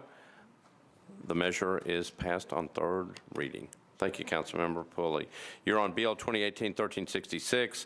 Also, Councilmember Pulley, ordinance to amend Title 17 of the Metropolitan Code of Laws by applying a contextual overlay to various properties on General Hood Trail, Winston Place, and Robin Road, south of Woodmont Boulevard, 7.46 acres. Councilmember Pulley. Thank you, Mr. Vice Mayor. Committee reports, please. All right, Councilmember Bedney, Planning and Zoning. The committee recommended approval, 10-4-0 against. All right. And I wanted to wish people a happy Hanukkah. Tonight Thank you, Councilmember. All right, Councilmember Pulley. I would move approval. There's a motion to approve, properly seconded. We're on third reading. Any discussion? Seeing none, all those in favor of this measure on third reading say aye. Opposed, no. You adopt on third reading. Thank you, Councilmember Pulley. BL 2018-1368, Councilmember Sledge, ordinance to amend Title 17 of the Metropolitan Code of Laws by changing from IWD to SP zoning on properties located at 806 Olympic Street and 1019 8th Avenue South, approximately 150 feet west of 8th Avenue South, 0.61 acres, to permit all uses of MULA with an overall maximum building height of 5 stories and 60 feet. Councilmember Sledge. Thank you, Mr. Vice Mayor. With all committee reports in, I need to request a suspension of Rule 11 to bring up a late filed amendment to exclude some uses. All right, so let's see, I've got a motion to approve on third reading, properly seconded, and then there's a request to, it's a late filed amendment? Correct, yes, I need to move to suspend Rule 11 in order to request a late filed amendment. Okay, so I've got a late filed amendment on this. Any objection to the suspension of the rules?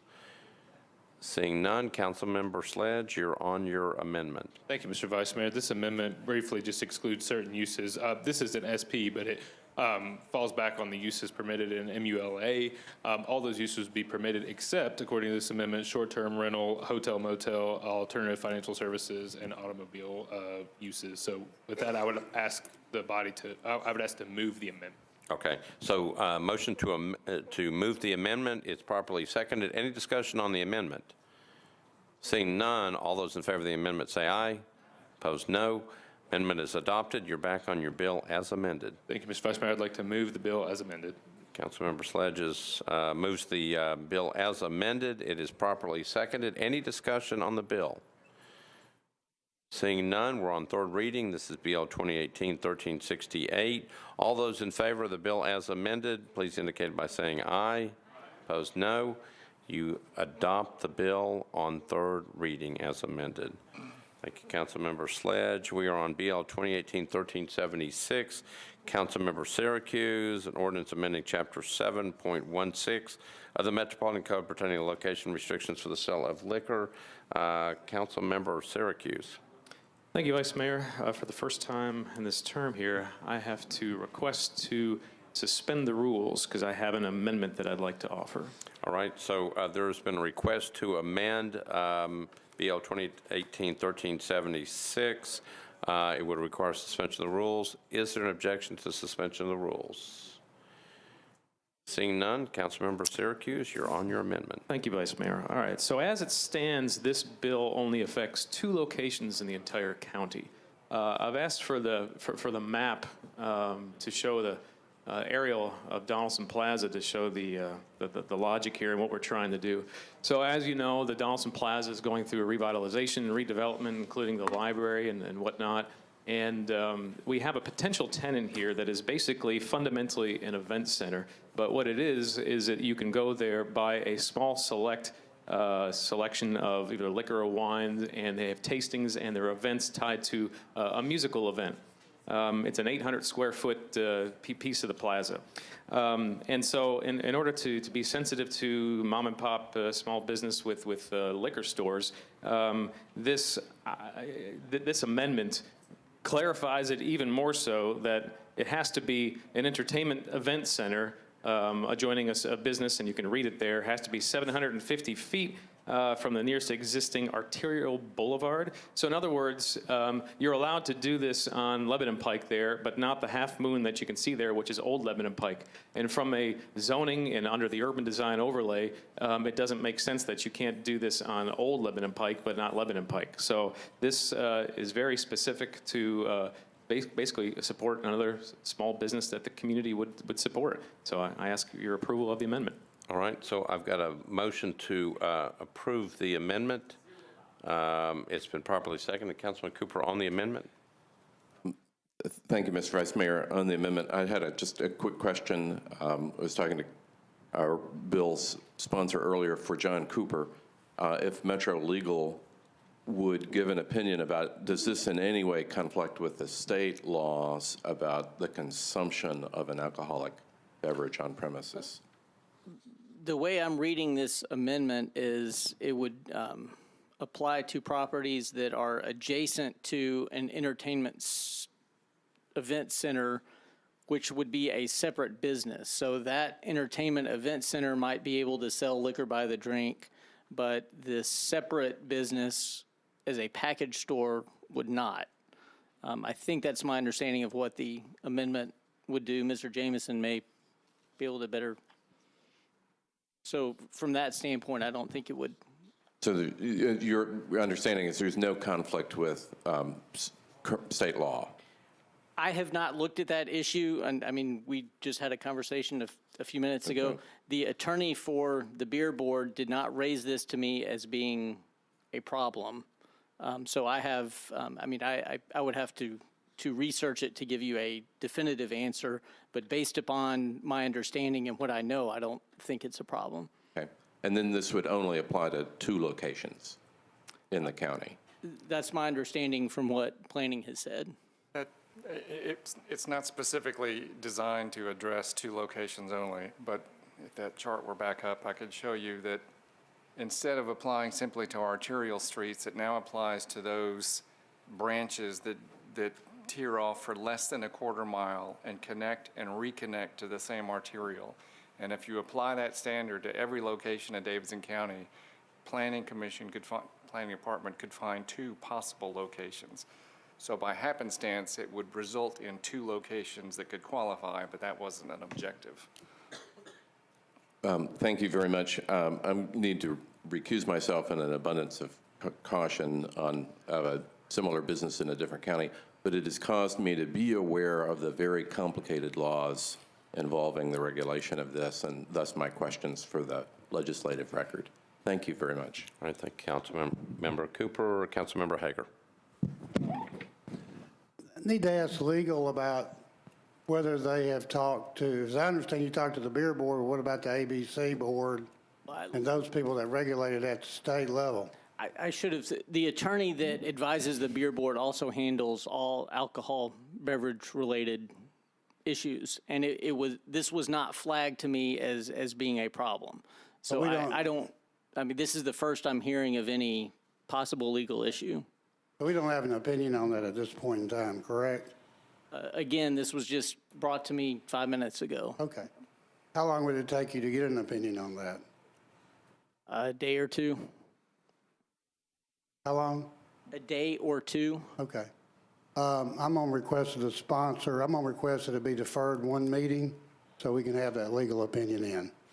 All right, Councilman Hager, let me make sure you're clear. Are you making the motion to defer one meeting? Defer one meeting so we can get the legal opinion on this. All right, so I've got a motion to defer one meeting, and it's been properly seconded. Discussion on the deferral. Councilmember Syracuse. Thank you, Vice Mayor. Perhaps we can at least put the amendment in and then defer it as amended?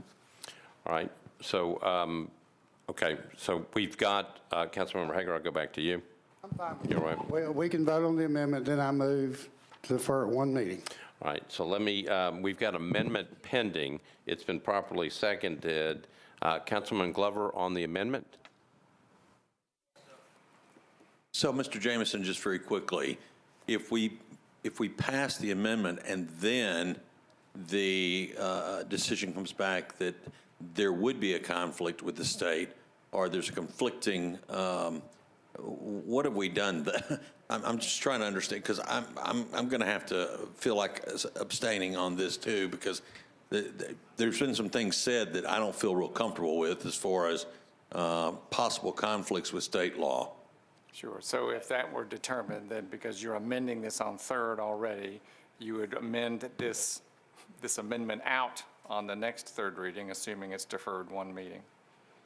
You'd have that option. Okay. All right. Thank you.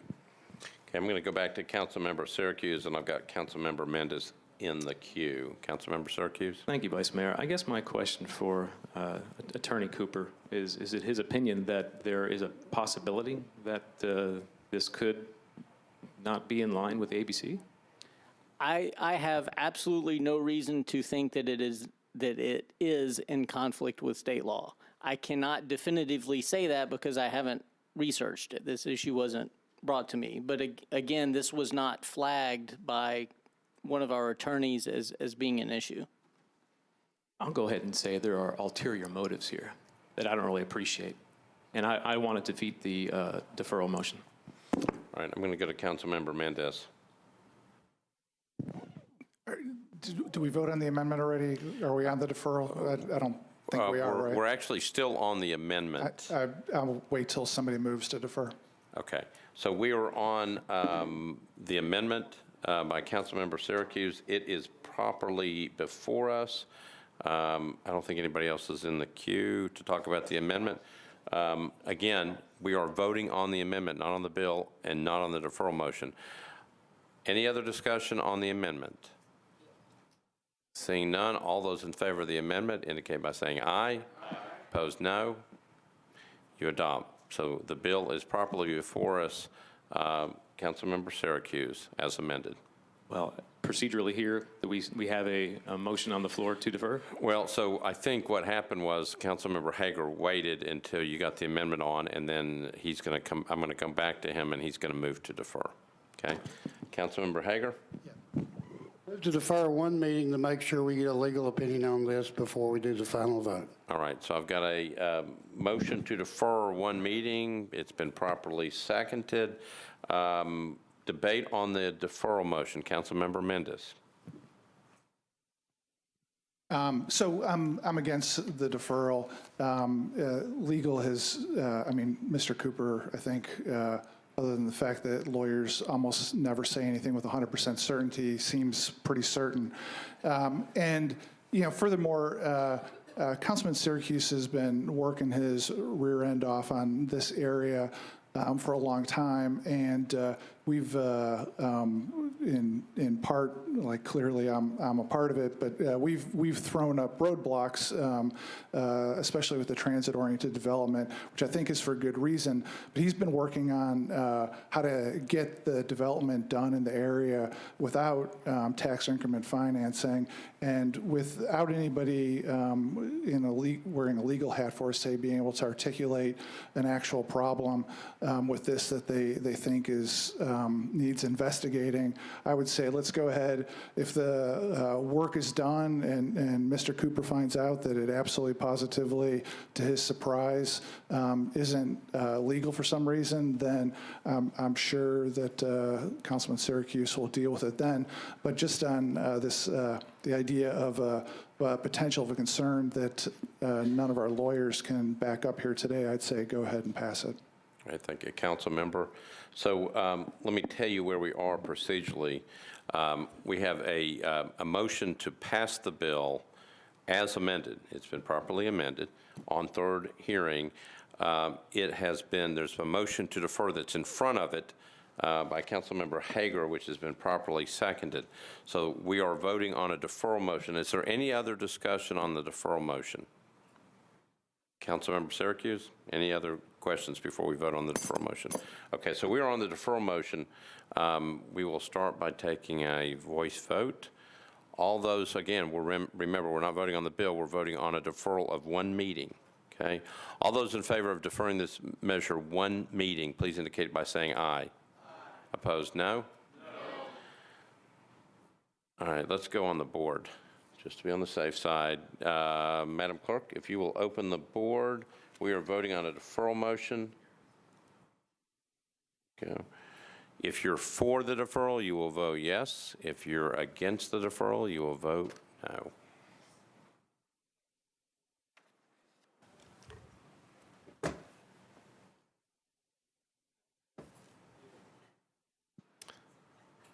Everybody voted? We good? Madam Clerk, close the machines, take the vote. 6 in favor, 23 against, and 2 abstentions. All right, so the deferral motion fails. We're back on the bill. So Councilmember Elrod? No? Okay. So anybody else on the queue? No one else is in the queue. We are on the bill as amended. This is a passage on third reading. Any other discussion?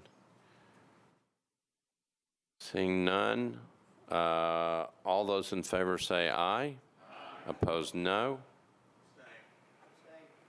All right, so we're going to have to go on the board because we have abstention.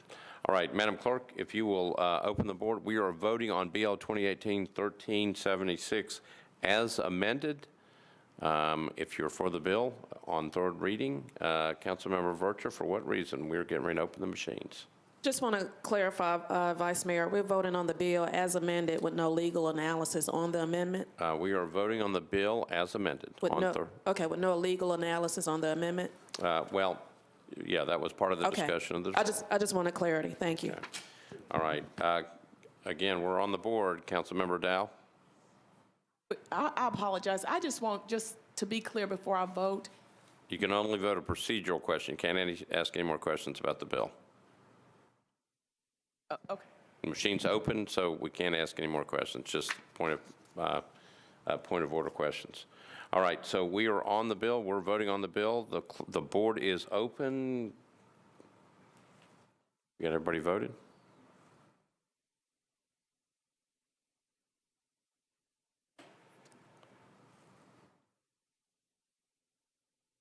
(24 in favor, 1 against, 5 abstentions).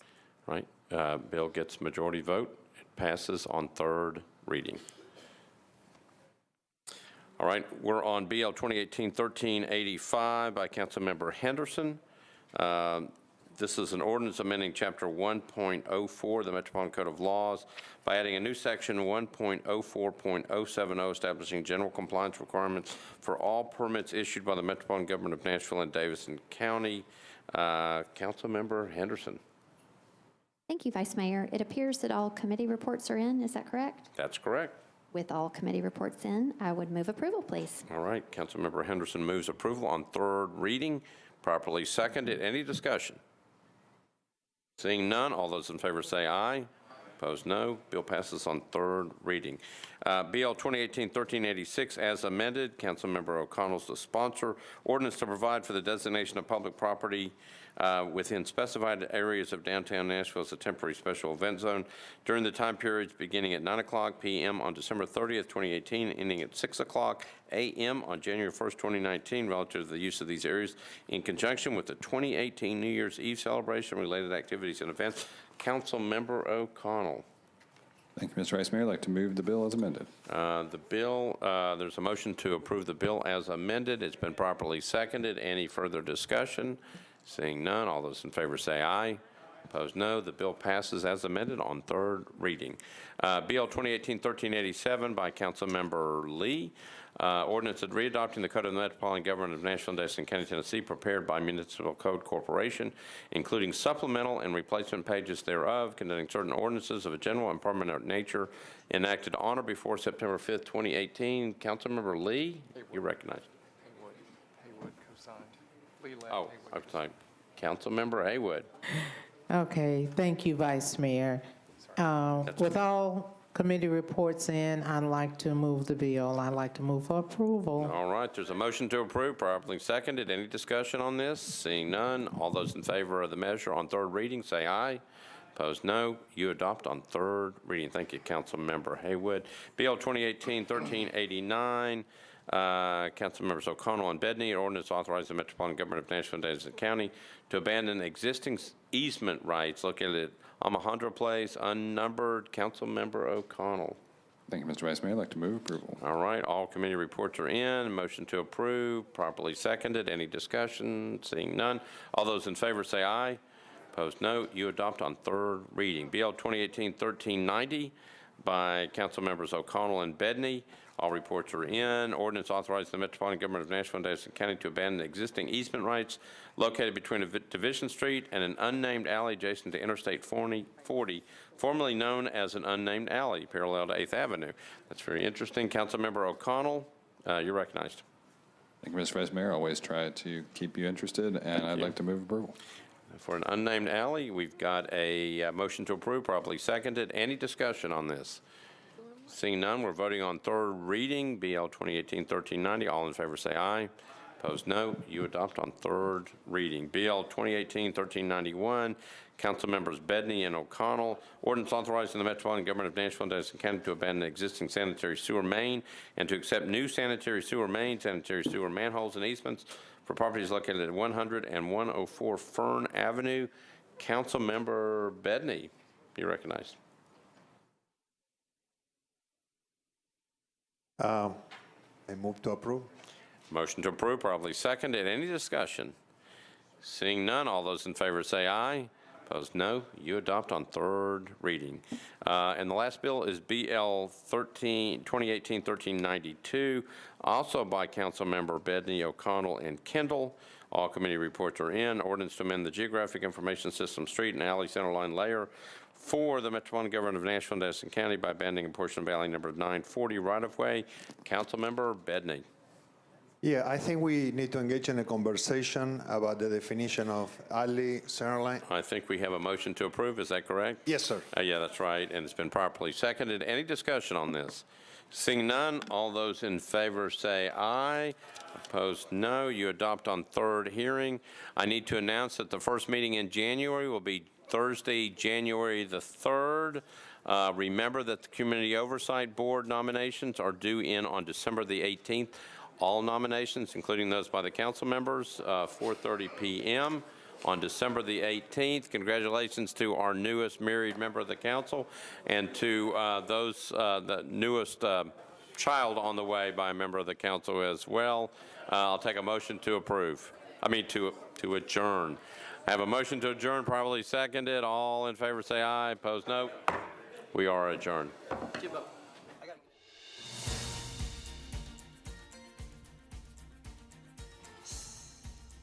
This has been a service of the Metro Nashville Network. If you would like to see this presentation again, or for more information about this and other programs, visit nashville.gov.